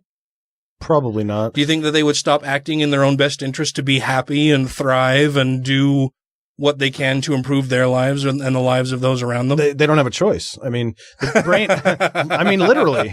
Yeah. I mean, aside, that wasn't really just a joke answer. I mean, because, all brains are set up to survive and do it in the most comfortable and best way possible for itself. We're along for the ride, and it doesn't really matter how much of that we're aware of, I guess, because clearly we're not aware of a lot of it. So I don't think that, people having a sort of passing familiarity with determinism or fatalism will change the brain chemistry in a healthy brain to where it's going to want to self-destruct. Oh, I think most people will just fucking it won't matter. Shrug their shoulders anyway and be like, I don't fucking have time for that nonsense. Yeah, exactly. Leave that to philosophers and fucking people who just want to sit around and think about shit. Podcasters. Yeah. Yeah, I don't think it would affect a whole lot of people, but I think, like I said before, I think when it comes to Dennett, and this is just like I've said, it's just from what I've heard him say. I haven't read his work on the topic, but from what I've picked up from hearing him talk about it, it's that he's more afraid of the social implications than he is of speaking the truth about it. Well, then it has nothing to do with truth. Right. Yeah, and I think that when it comes to what I've heard him say, it doesn't matter. He's more interested in doing what he thinks may be best ultimately versus what is true, if that makes sense. Maybe. Well, I mean, do you want to keep going? No, I think we can end it there for the free will thing. But I would love to hear from our listeners and know what they think about free will. If they want us to talk about it more, if they are just slamming their heads on the table every time we talk about free will. There's probably going to be a fair number of people that just skip this episode entirely. Yeah, that could be. But it's something that I like talking about. I for a long time when I first came out of the atheist closet and was but a wee baby atheist, I thought philosophy is stupid. Why do people? That's just a bunch of guys sitting around thinking about shit, right? That doesn't fucking matter. Science is where it's at, and fucking cultural stuff doesn't have any relevance. Anthropology, what the fuck? History, that doesn't matter. What can science tell us now? And I've, over the years, really, really shifted my position there because what we know now is influenced by history and emotion and philosophy and culture and anthropology and geology. You have to take into account the entire breadth and depth of human existence in order to understand where you are now. You can't just say, well, is it testable and verifiable? And if so, then blah, blah. Because all of that even is influenced by our prior history to get to where we are now. And with a deeper understanding of our past and our culture, and our culture. But with a deeper understanding which is Swedish, by the way. Culture. With a deeper understanding of our past and our culture and indeed the cultures of civilizations past and cultures around the world, and bringing in that diversity and understanding of the way different people think about different things, we can better chart a course on how to improve everything for everybody. I should have said this at the top, but I don't know, maybe we can put it in there, but because nobody's going to hear this if they've already if they've already decided they don't want to hear this, but the thing is, doing this podcast it does take a toll, at least on me. I know that my blood pressure can't be good. and I'm sure if you listen with any regularity, you probably already know that. But sometimes it's just nice to have a week where I don't have to. I mean, Trump is fucking exhausting. Mm-hmm. And keeping up with that and all the fucking bullshit. It takes a toll, for sure. All the bullshit Christian stuff that they're just trying to ram through constantly.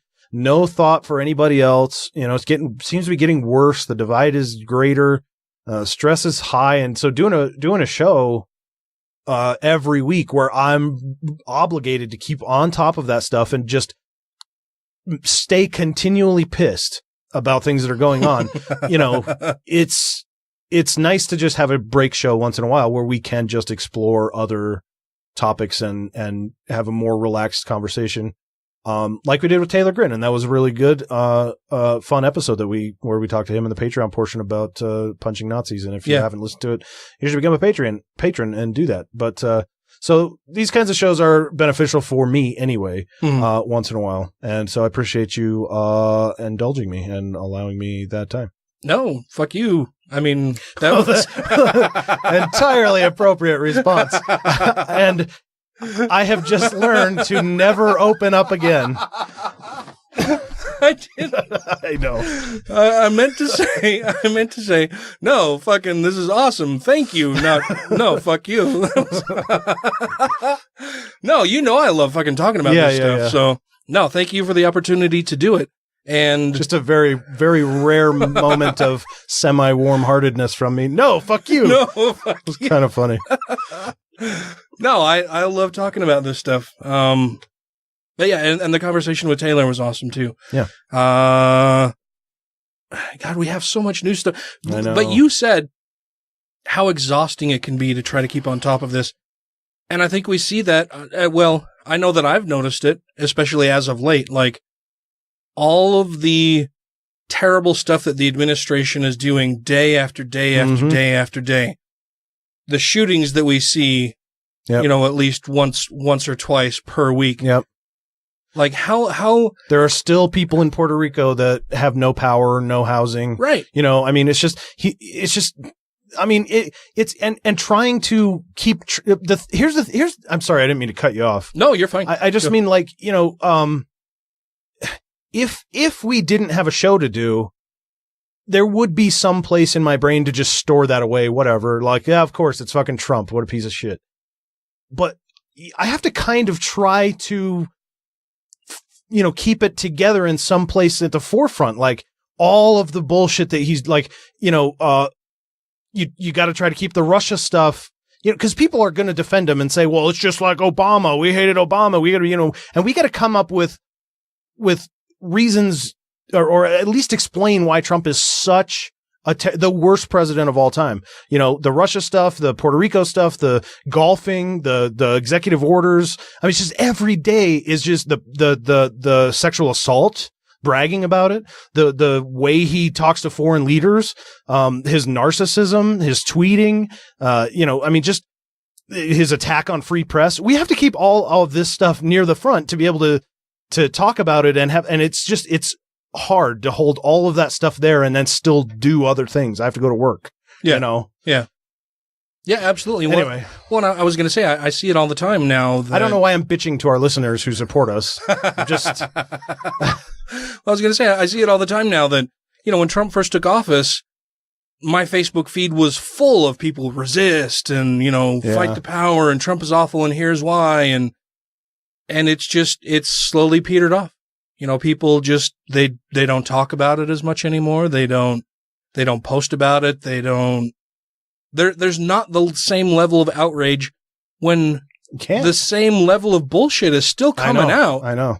But people just, and it's gotta be, self-protection mechanism, right? That you just, at some point, you have to shut down or tune out for a little while. Yeah. Because it gets to be too much. It is too much, yeah. It gets to be too much, and you feel like you're just spinning your wheels, and the whole enterprise is just a pointless endeavor, right? Yeah. So you do just step back from it for a little while, and I have noticed that a whole lot lately. Mm-hmm. That people just aren't talking about stuff the way that they were in January and February and March.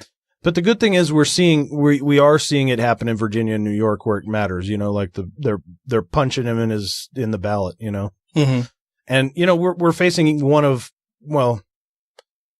there's a couple of ways this could go. I mean, there's a chance he gets reelected. I know you think there's no fucking way ever, but, I don't think that's impossible, but I think we're either facing a burnout. I don't think it's impossible. I think it's very, very unlikely. Yeah. But of course, I thought it was very unlikely that he would become president. So. Yeah, I know. I think we're gonna get burnt out. Like he takes so much energy.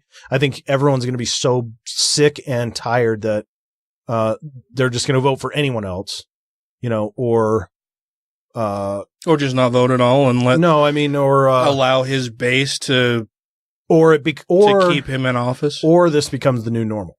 Yeah. God, fucking shoot me now. If this is the new normal. Yeah. I can't deal with that. Like I can't fucking deal with that. If this is the new normal, like society is supposed to be progressing and getting better. And to say that this would be the new normal? Well, it's getting that's fucking all right. I'm going to set the house on fire and fucking it's getting better move for the to a cave somewhere. Yeah. I couldn't deal with that. But I'm going to make an executive decision. You feel free to override me if you want. But we have a bunch of other stuff to talk about that I want everybody to be able to hear. We're already way past time on the regular portion of the show where we would be moving into the Patreon portion of the show.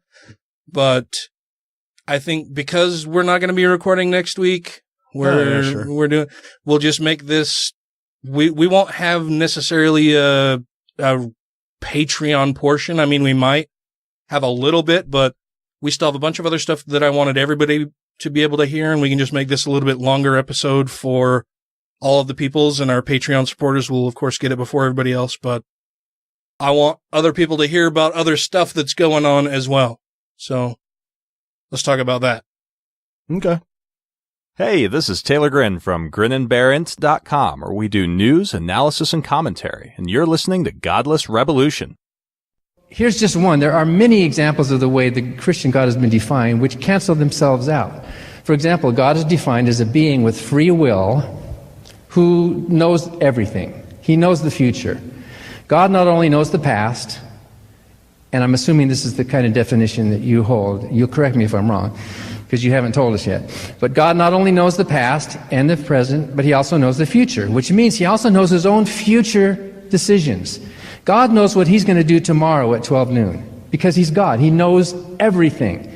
But if you know what's going to happen in the future, that puts some limits on your power, doesn't it? How can you be omnipotent and unable to change what's going to happen between now and then? And if you do change it, then you weren't omniscient. Something's got to give. You can't be omniscient and have free will at the same time. To have free will, whatever that means with humans, and maybe we do or don't, that's a different debate. But certainly if God has free will, it's a full libertarian free will, and he can do whatever he wants because he's God, right? If God has free will, then he can't know the future. Thank you to everybody who has rated the show on iTunes and Stitcher and are following us on YouTube, Twitter, and Facebook. And to all our Patreon patrons, you make the show possible. We'll have a nice roll-up of a lot of the recent political news about the Trump administration and other fuckings going on lately from grinandbearint.com, our friend Taylor Grin and his friend Bear. Because we've run over, I'm not going to address a lot of the first part of his post, which I think is brilliant and thoughtful and very compassionate, dealing with the passing or the 1 year anniversary of the passing of a mutual friend. I'll be sure to include a link to this particular post in the show notes.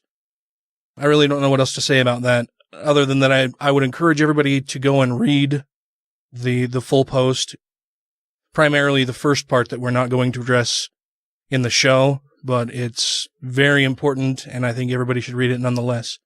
But because we've run over, I want to get right into the news primarily, and so I'm going to start at the bit of his post where it says, okay, on to the news.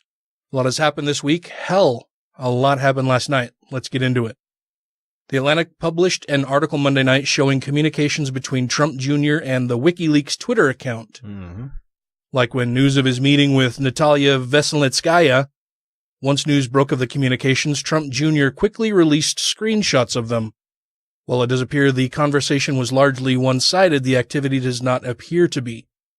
Taylor recommends that you read the article, which he doesn't want to post in full here, but at the midway point, several communications between WikiLeaks and Trump Jr. are highlighted.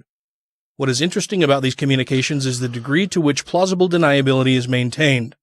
When one or the other requests something of each other, no real direct response is given, but functionally equivalent actions are taken. One example is WikiLeaks' request that Trump Jr. share a specific website. Jr. doesn't share this website, but within 15 minutes of that exchange, he tweets that people don't pay enough attention to WikiLeaks, and 2 days later he did share the link. What's really important to take away from this story is the fact that WikiLeaks is not a neutral player. Quote, if we publish a fragment of Trump Sr.'s tax returns, it will dramatically improve the perception of our impartiality, WikiLeaks explained.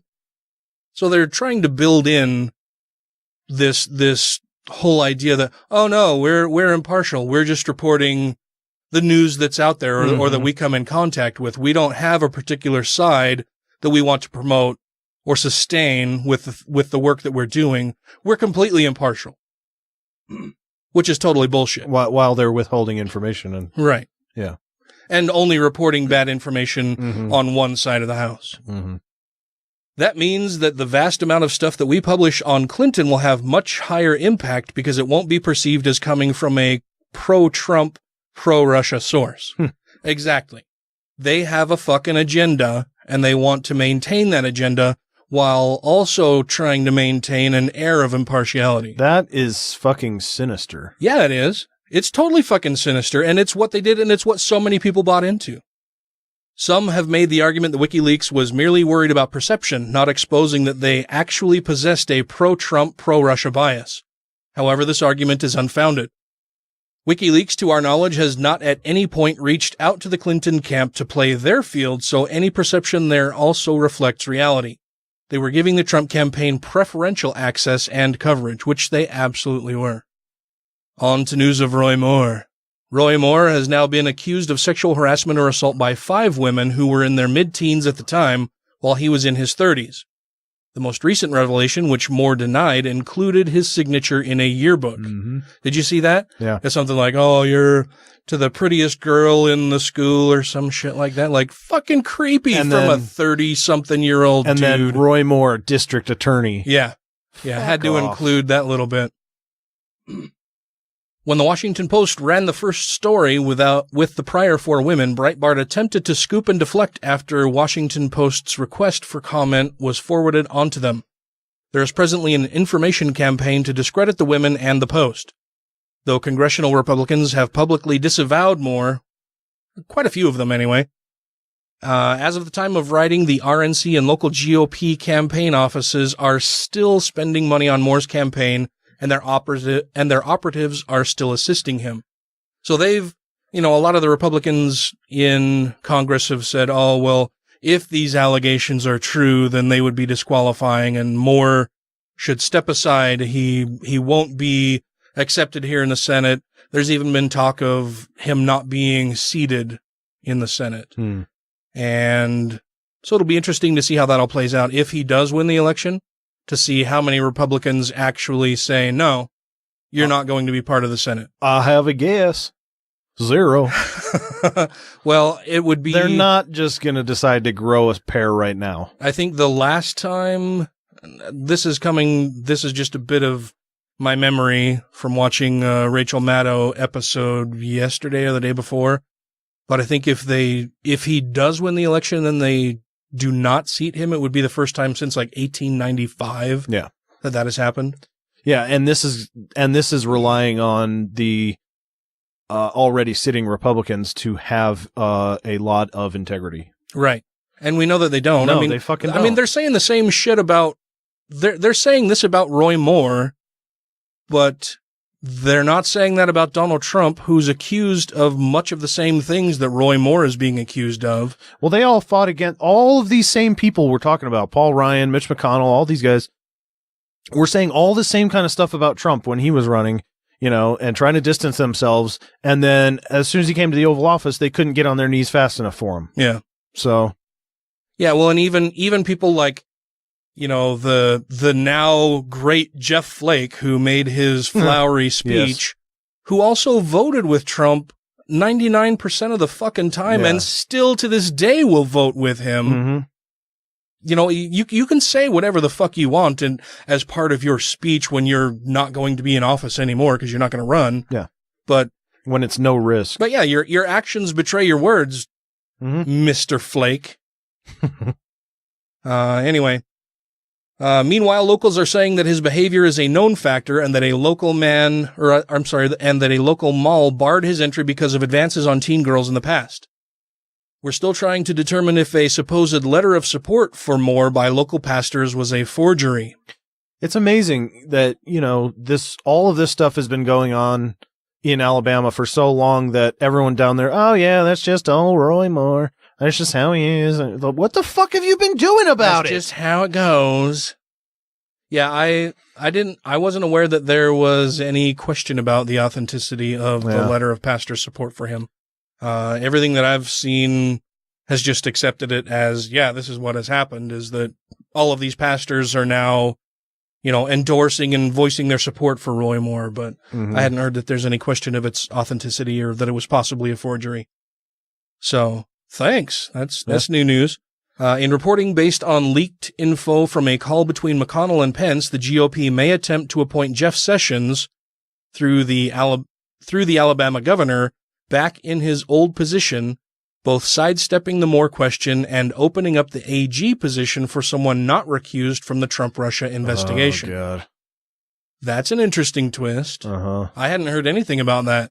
This is the kind of shit that I go to grinandbarrent.com for this kind of information because I hadn't heard any of that. Grinandbarrent.com. Another, just a quick thing that is fascinating and just another one of the things in which the Trump administration can do that isn't technically illegal, but is incredibly unethical that no other administrations like even have flirted with how much they can get away with getting away with stuff. Right. And here we have another example of another move that they could possibly make that wouldn't technically be illegal, but would be completely sidestepping the law and their ethical responsibilities in order to continue their corruption we all know that they're doing.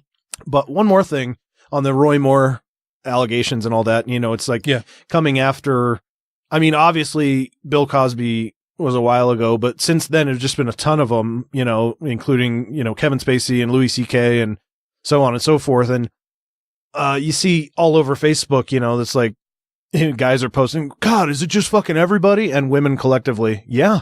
Yeah, it's fucking all men. Yeah. How long have we been telling you that? Yeah. Yeah. Way too fucking many people. I was so disappointed when I heard the revelations about Louis C.K. And when I saw his admissions / half-apology, I thought, well, it's good. He's owning up to what he's done, but nowhere in it does he actually apologize. And it wasn't until these women came forward and put the spotlight on him that he said anything. Like, he would have just lived the rest of his life not saying anything about it, not owning up to his actions, had these women not stepped forward and called him out on it publicly. Potentially, yeah. You know, which is really disheartening, especially when not only did he not say anything before they came out, but I've seen clips of him specifically denying rumors and allegations about him acting inappropriately. that, oh no, that never happened. That's not true.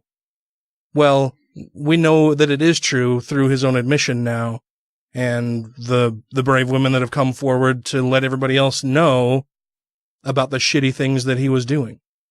So I'm very sorry that all of them had to go through that. I really appreciate their bravery and honesty in stepping forward.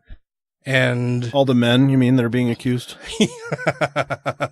No, all the women who are stepping forward to say, hey, this guy has acted inappropriately. Everybody should know about it so that he doesn't continue being able to victimize people as easily as he has in the past. Speaking of Jeff Sessions, he had a really bad day. This is continuing the coverage from Grin and Barrett. There's a lot to take away from his judiciary hearing today. Here are the highlights.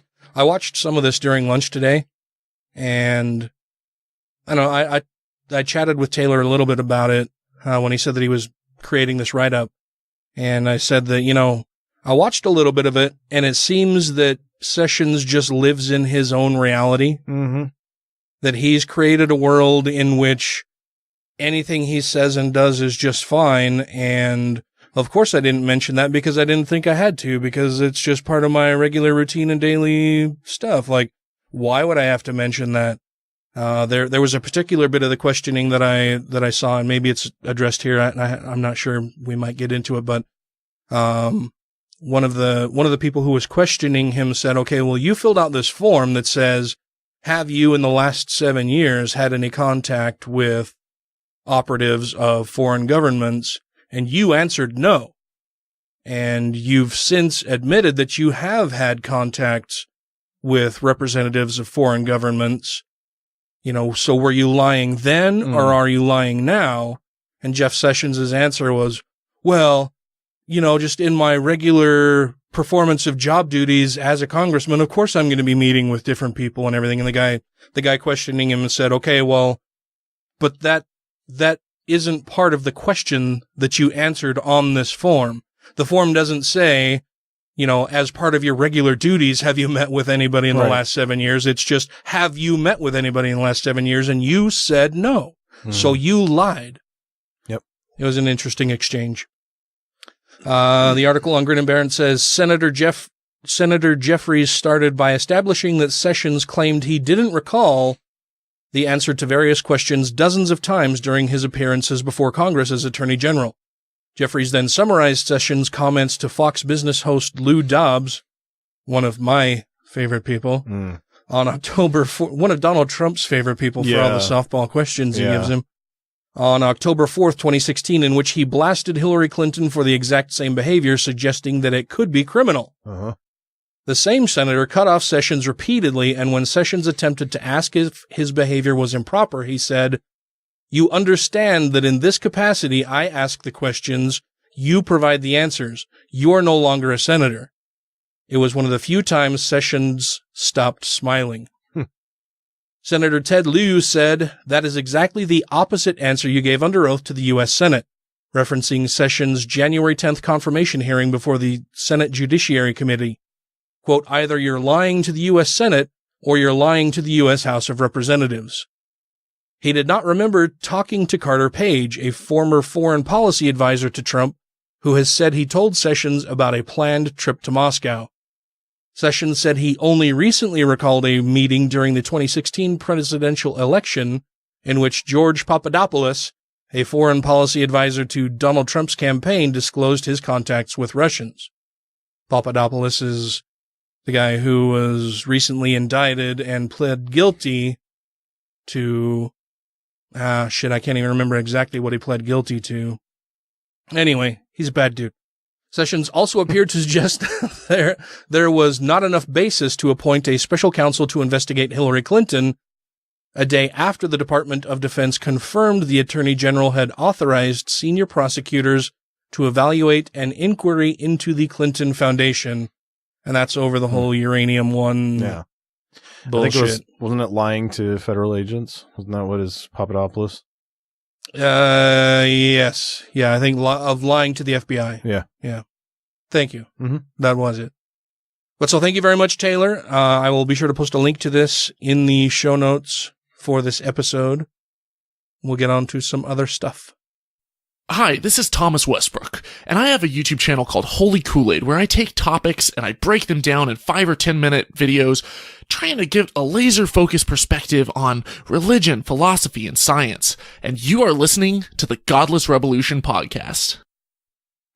So right now, there are 3 people from the Trump campaign facing serious charges about their entanglements overseas. And in all 3 cases, Trump's pushback has basically been, I don't know anything about the people I should have known those things about. And that is his signature move. He is playing the Trump card. And what I mean by that is he's using his own incompetence as a defense. It's the same way that you might excuse the behavior of a dog or a small child. If you found your dog pissing on a rug and then your child urinating on the dog, you would think, yeah, I'm annoyed, but they're idiots who don't know what they're doing, so they get to walk away from this one. That is the Trump card. And the worrying thing here is it may work for Trump.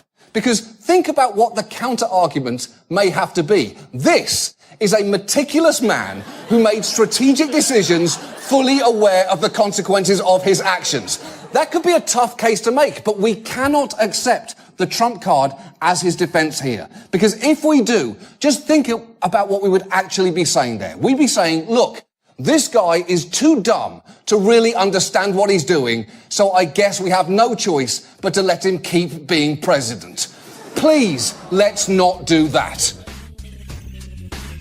If you have questions, comments, concerns, compliments, corrections, criticisms, or concepts for content, contact the show via email at godlessrebelution@gmail.com, by text or voicemail at 330-81-REBEL, or Twitter the twatter at TGR Podcast. Thank you! You brought some things for us to talk about, some news items, I believe, Mr. Machu. Yeah, this will be good. Okay. Only hours after First Baptist Church in Sutherland Springs was ravaged by one of the deadliest mass shootings in U.S. history, Texas Attorney General Ken Paxton said on Fox News that arming some of the parishioners or the congregation could help stop similar attacks from occurring in the future.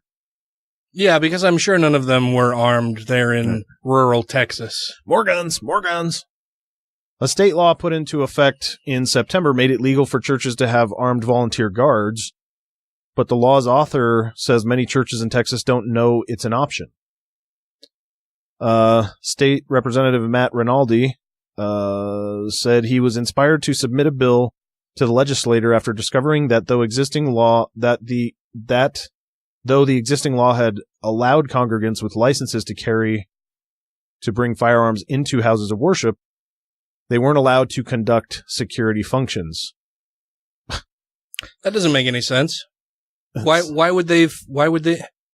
So he's trying to put forward the case that even though people knew they could bring guns into a church, that they wouldn't know that they could act as secure. Like, why the fuck would they be bringing guns into the fucking church then? Yeah, I don't know. He says, quote, "My wife and I were doing church security at the St. Anne's Carnival over by us." He says that, over by us. What the fuck? Dude, do you know you're being interviewed? Down to our house. My wife and I were doing church security at the St. Anne's Carnival over by us, where unarmed security were looking for lost children and making sure everything was being run smoothly. And afterwards, I was looking at the occupational licensing laws, looking to see which ones didn't make sense. What the fuck? And I found out what we were doing and what the church was doing was illegal under current Texas law. Rinaldi said churches would have either had to contract private security firms or obtain $400 letter of authority from the state to create volunteer security teams. Well, that doesn't seem very fucking hard. No, it doesn't seem very hard. So your church doesn't have $400? Well, it sounds like the new law may have granted special powers to people in churches. So that the church doesn't have to pay the money, probably. Yeah, well, but I mean that, acting as security, that they could detain people, that they would have some sort of special police type powers. Yeah, right, maybe. Right. Instead of just being, Joe Blow with a gun. Then they get to be cops. Yeah. Yeah. Jesus.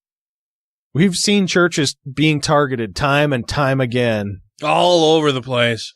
The funny thing is, you'd think God would do something about that. The funny thing is, like, they're people are getting killed in churches, but like, not more than, probably any other places. Yeah. I mean, what about like at entertainment venues like in Vegas and Orlando? Grade schools, yeah. And it doesn't make sense that they can't protect themselves without hiring private security, which a lot of small churches don't have the funds to do. Bull fucking shit, they don't. Mm-hmm. And also, too fucking bad. They don't even pay taxes. We don't get breaks because we can't afford it. We just have to either pay it or don't get it. Dude, I'm a federal employee and we don't have security where I work. Well, I mean, just for anything. That's how everything works. You can either afford it or you don't fucking get it. Yeah. And we pay our taxes. Churches don't have to pay taxes. And now they can't afford it, they say, even after not paying taxes, and they're still going to get it anyway. Fuck this. As you can tell, I haven't read this before. No, I printed it out and brought it. Rinaldi said that after the measure passed, he notified every church in his district that they had the option for volunteer security. They were talking on Fox News as if the bill didn't pass, so I think it's important we get the word out that the law did change, he said. While opponents of the law feared the law would lead to the creation of untrained militias to guard churches, Rinaldi said congregants still need licenses to carry in order to have guns in church. So fucking what? Yeah. You're exactly what you're going to have is untrained militias walking around. Quote, before the law was passed, individuals in church could still carry, Rinaldi said. What this allows the church to do, which I think is safer, is identify who those people are and coordinate so that everyone knows who's providing security. They couldn't have done that before. I Just know. told everybody, hey, y'all, Arlo over there, he's got a gun. He's going to make sure that no bad guy comes in here and fucks with us all, okay? I'm sorry I said fuck. I know this is the house of the Lord, but we just want to make sure the Arlo and knows, and that y'all know the Arlo's here for your protection. Mm-hmm. No, but it's exactly what I thought he was getting to, which is another workaround so churches don't have to pay. Yeah. That's all it is. Mm-hmm. Gun regulation advocates, however, have argued that arming more people in churches will not deter future shooters. Jill Switzer, executive director of Texas Gun Sense, said the data does not support the notion that an armed person could stop a mass shooting. She added, law enforcement officers often tell her organization that it can be difficult to determine who's the assailant during an attack when everyone has a gun. Yeah. Quote, people should be safe and comfortable in their places of worship, Switzer said. We do know that there are effective ways of reducing gun violence. Definitely not arming more folks. Mm-hmm. Mm-hmm. Mm-hmm. Yeah, because when shit pops off, how do you know who's the good guy and who's the bad guy? If a cop shows up on scene and he sees 3 or 4 people shooting at each other, how does he know who's good and who's bad? By race. The darker you are, the worse you are? Is that how that works? I think so. Oh, okay. Well, that's how the Mormons do it anyway, right? Like, because as you accept the church's teachings and start living a faithful life, you become more white and delightsome. Yeah, correct. Okay. I got you. So this one's weird. Doesn't really have anything to do with atheism, but. Oh, yeah? Yeah, just a random thing that I thought was odd in the news. Starting January 1st, it will no longer be a felony in California to knowingly expose a sexual partner to HIV with the intent of transmitting the virus. What? Really? Yeah. That's from CNN. That you can, that it's not a crime to knowingly transmit AIDS to somebody? Governor Jerry Brown signed legislation Friday that lowers the offense to a misdemeanor. The California legislature passed State Bill 239 in September. The law previously punished people who intentionally exposed or infected others with HIV by up to 8 years in prison. The new legislation over the lower jail time to the maximum of 6 months. It will lower it to. Can you read the very first bit of that again? The law previously nope, I can't. like the very top of the thing where you said that they're doing away with it. Like the first line. The very first. Starting January 1st, it will no longer be a felony in California to knowingly expose a sexual partner to HIV with the intent of transmitting the virus. To knowingly expose with the intent to transmit the virus. I mean, it seems like you could do away with either knowingly or intent, and it would still be okay. But to do away with knowingly and intent, that just seems wrong-headed. Yeah, I don't know. I mean, like, what that basically then, like, I could, if I had HIV or AIDS, I could insert a needle into my arm, withdraw blood, and go and inject somebody. I gave you AIDS, and it's no longer a crime. Well, it might be a misdemeanor now instead of a felony. It does specifically say a sexual partner. Oh. Let me say... Come here, I'll suck your dick if you let me inject this into some part of your body. Interesting. Go on. No, that's all right. I'm going to get myself in trouble. The new law will also eliminate the penalty for knowingly donating HIV-infected blood. This action is a felony under current law and will be decriminalized starting in January.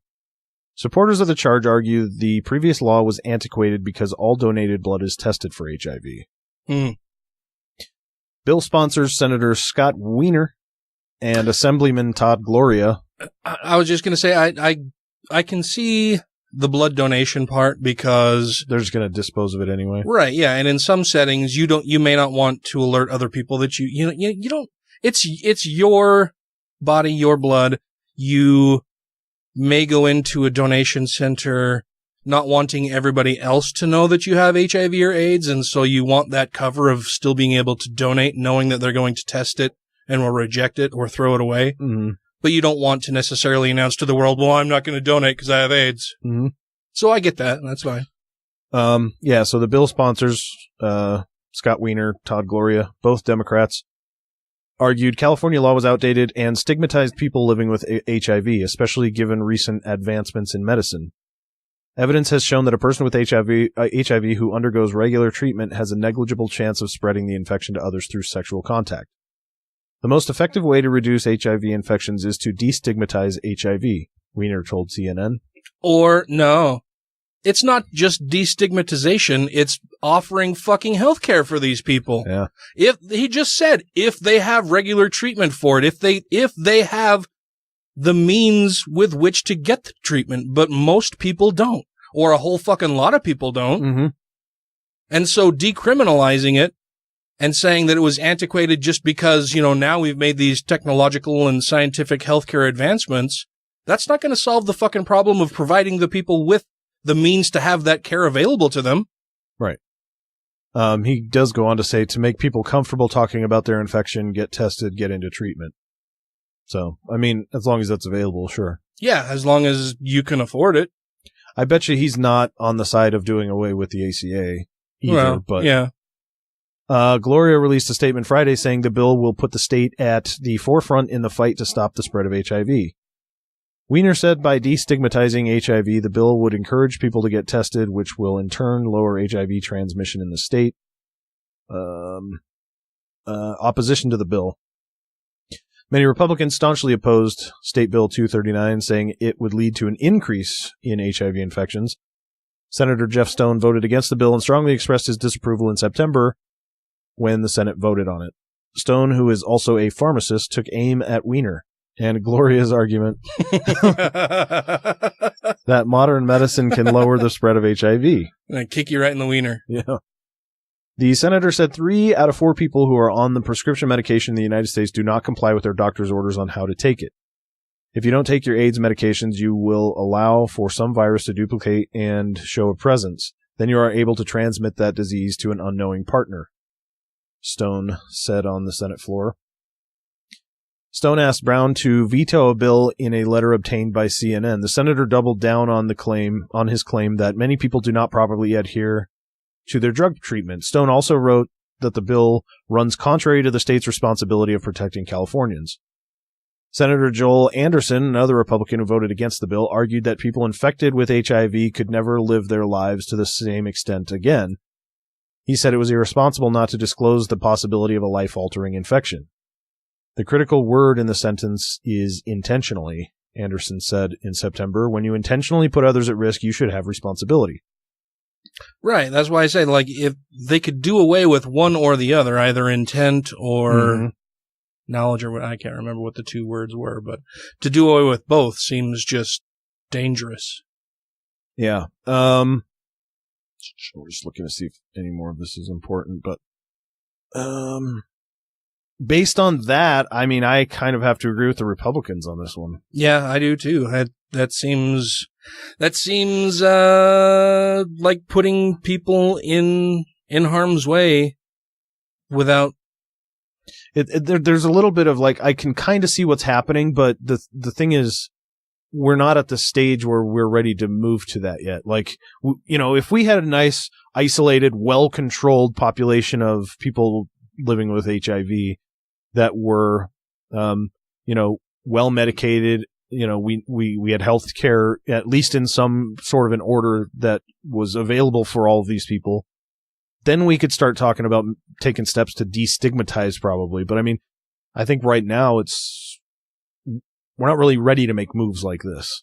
Well, yeah, I mean, even if we had a system in which everybody had access to healthcare and access to the drugs that they would need to keep the HIV infection in check, then you're still saying that, I have this potentially deadly or crippling disease that if I know I have it and put you in harm's way by potentially transmitting it to you through sexual contact, me knowing that I have it, you don't, and I'm not doing anything to protect you from it, that's still A-okay. And I don't see how that's a thing. I don't understand why they would think that that's okay. I know, it's bizarre to me too. I mean, I don't live in any communities where stigmatizing HIV is an issue, or that I've never talked to anybody who's ever suffered with that or anything. I don't really know, but on the surface, seems a little bizarre. Mm-hmm. Yeah. You got anything else for us? I mean, no. Or should we wrap it? Yeah. Okay. Wrap it. That's what they should do in California if they're going to be doing this kind of thing. Senator Wiener. Well, thank you all very much for listening this evening. We appreciate it a whole lot. That will bring the show to a close. And we're not going to do a extra Patreon thing. We'll release this as an extra long episode for everybody over the holiday week. I hope you all have a fantastic holiday, that you get to spend it with the ones that you love and care about, and get some time off work to just sit and relax and enjoy some good food and good company. I want to make sure that we thank our Patreon supporters. That would be Camille Borowski, Numania, Alan Firth, Gaytheist, Larry Wilson, Marius Kott-Butrikowski, Dr. Dan, Matt's boss from the 2SC podcast, to whom we pledge loyalty, Janet Uter, Let Them Eat Kofefe, Stephen Andrus, Christy Kalbach, Utah Outcasts, Tim Jacobson, Matt Tuller, Rob Otto, Megan Kennedy, Andrew Vodopich, Brandy Hamrick, Jeremy Goodson, Angelica Pearson, Wes Aaron, Purple Dragon, and Taylor Grin. Thank you all very, very, very, very much. I hope you all have a fantastic holiday, Thanksgiving. Indeed. And so until next week, crucify that like button. Leave a review to achieve nirvana. And you're determined to rate the show 5 times a day toward free will. Thanks, everybody. He was like, sorry, I've been off Twitter for a couple days. So, people are destroying their own coffee makers in support of pedophiles? Yep, that's pretty much it.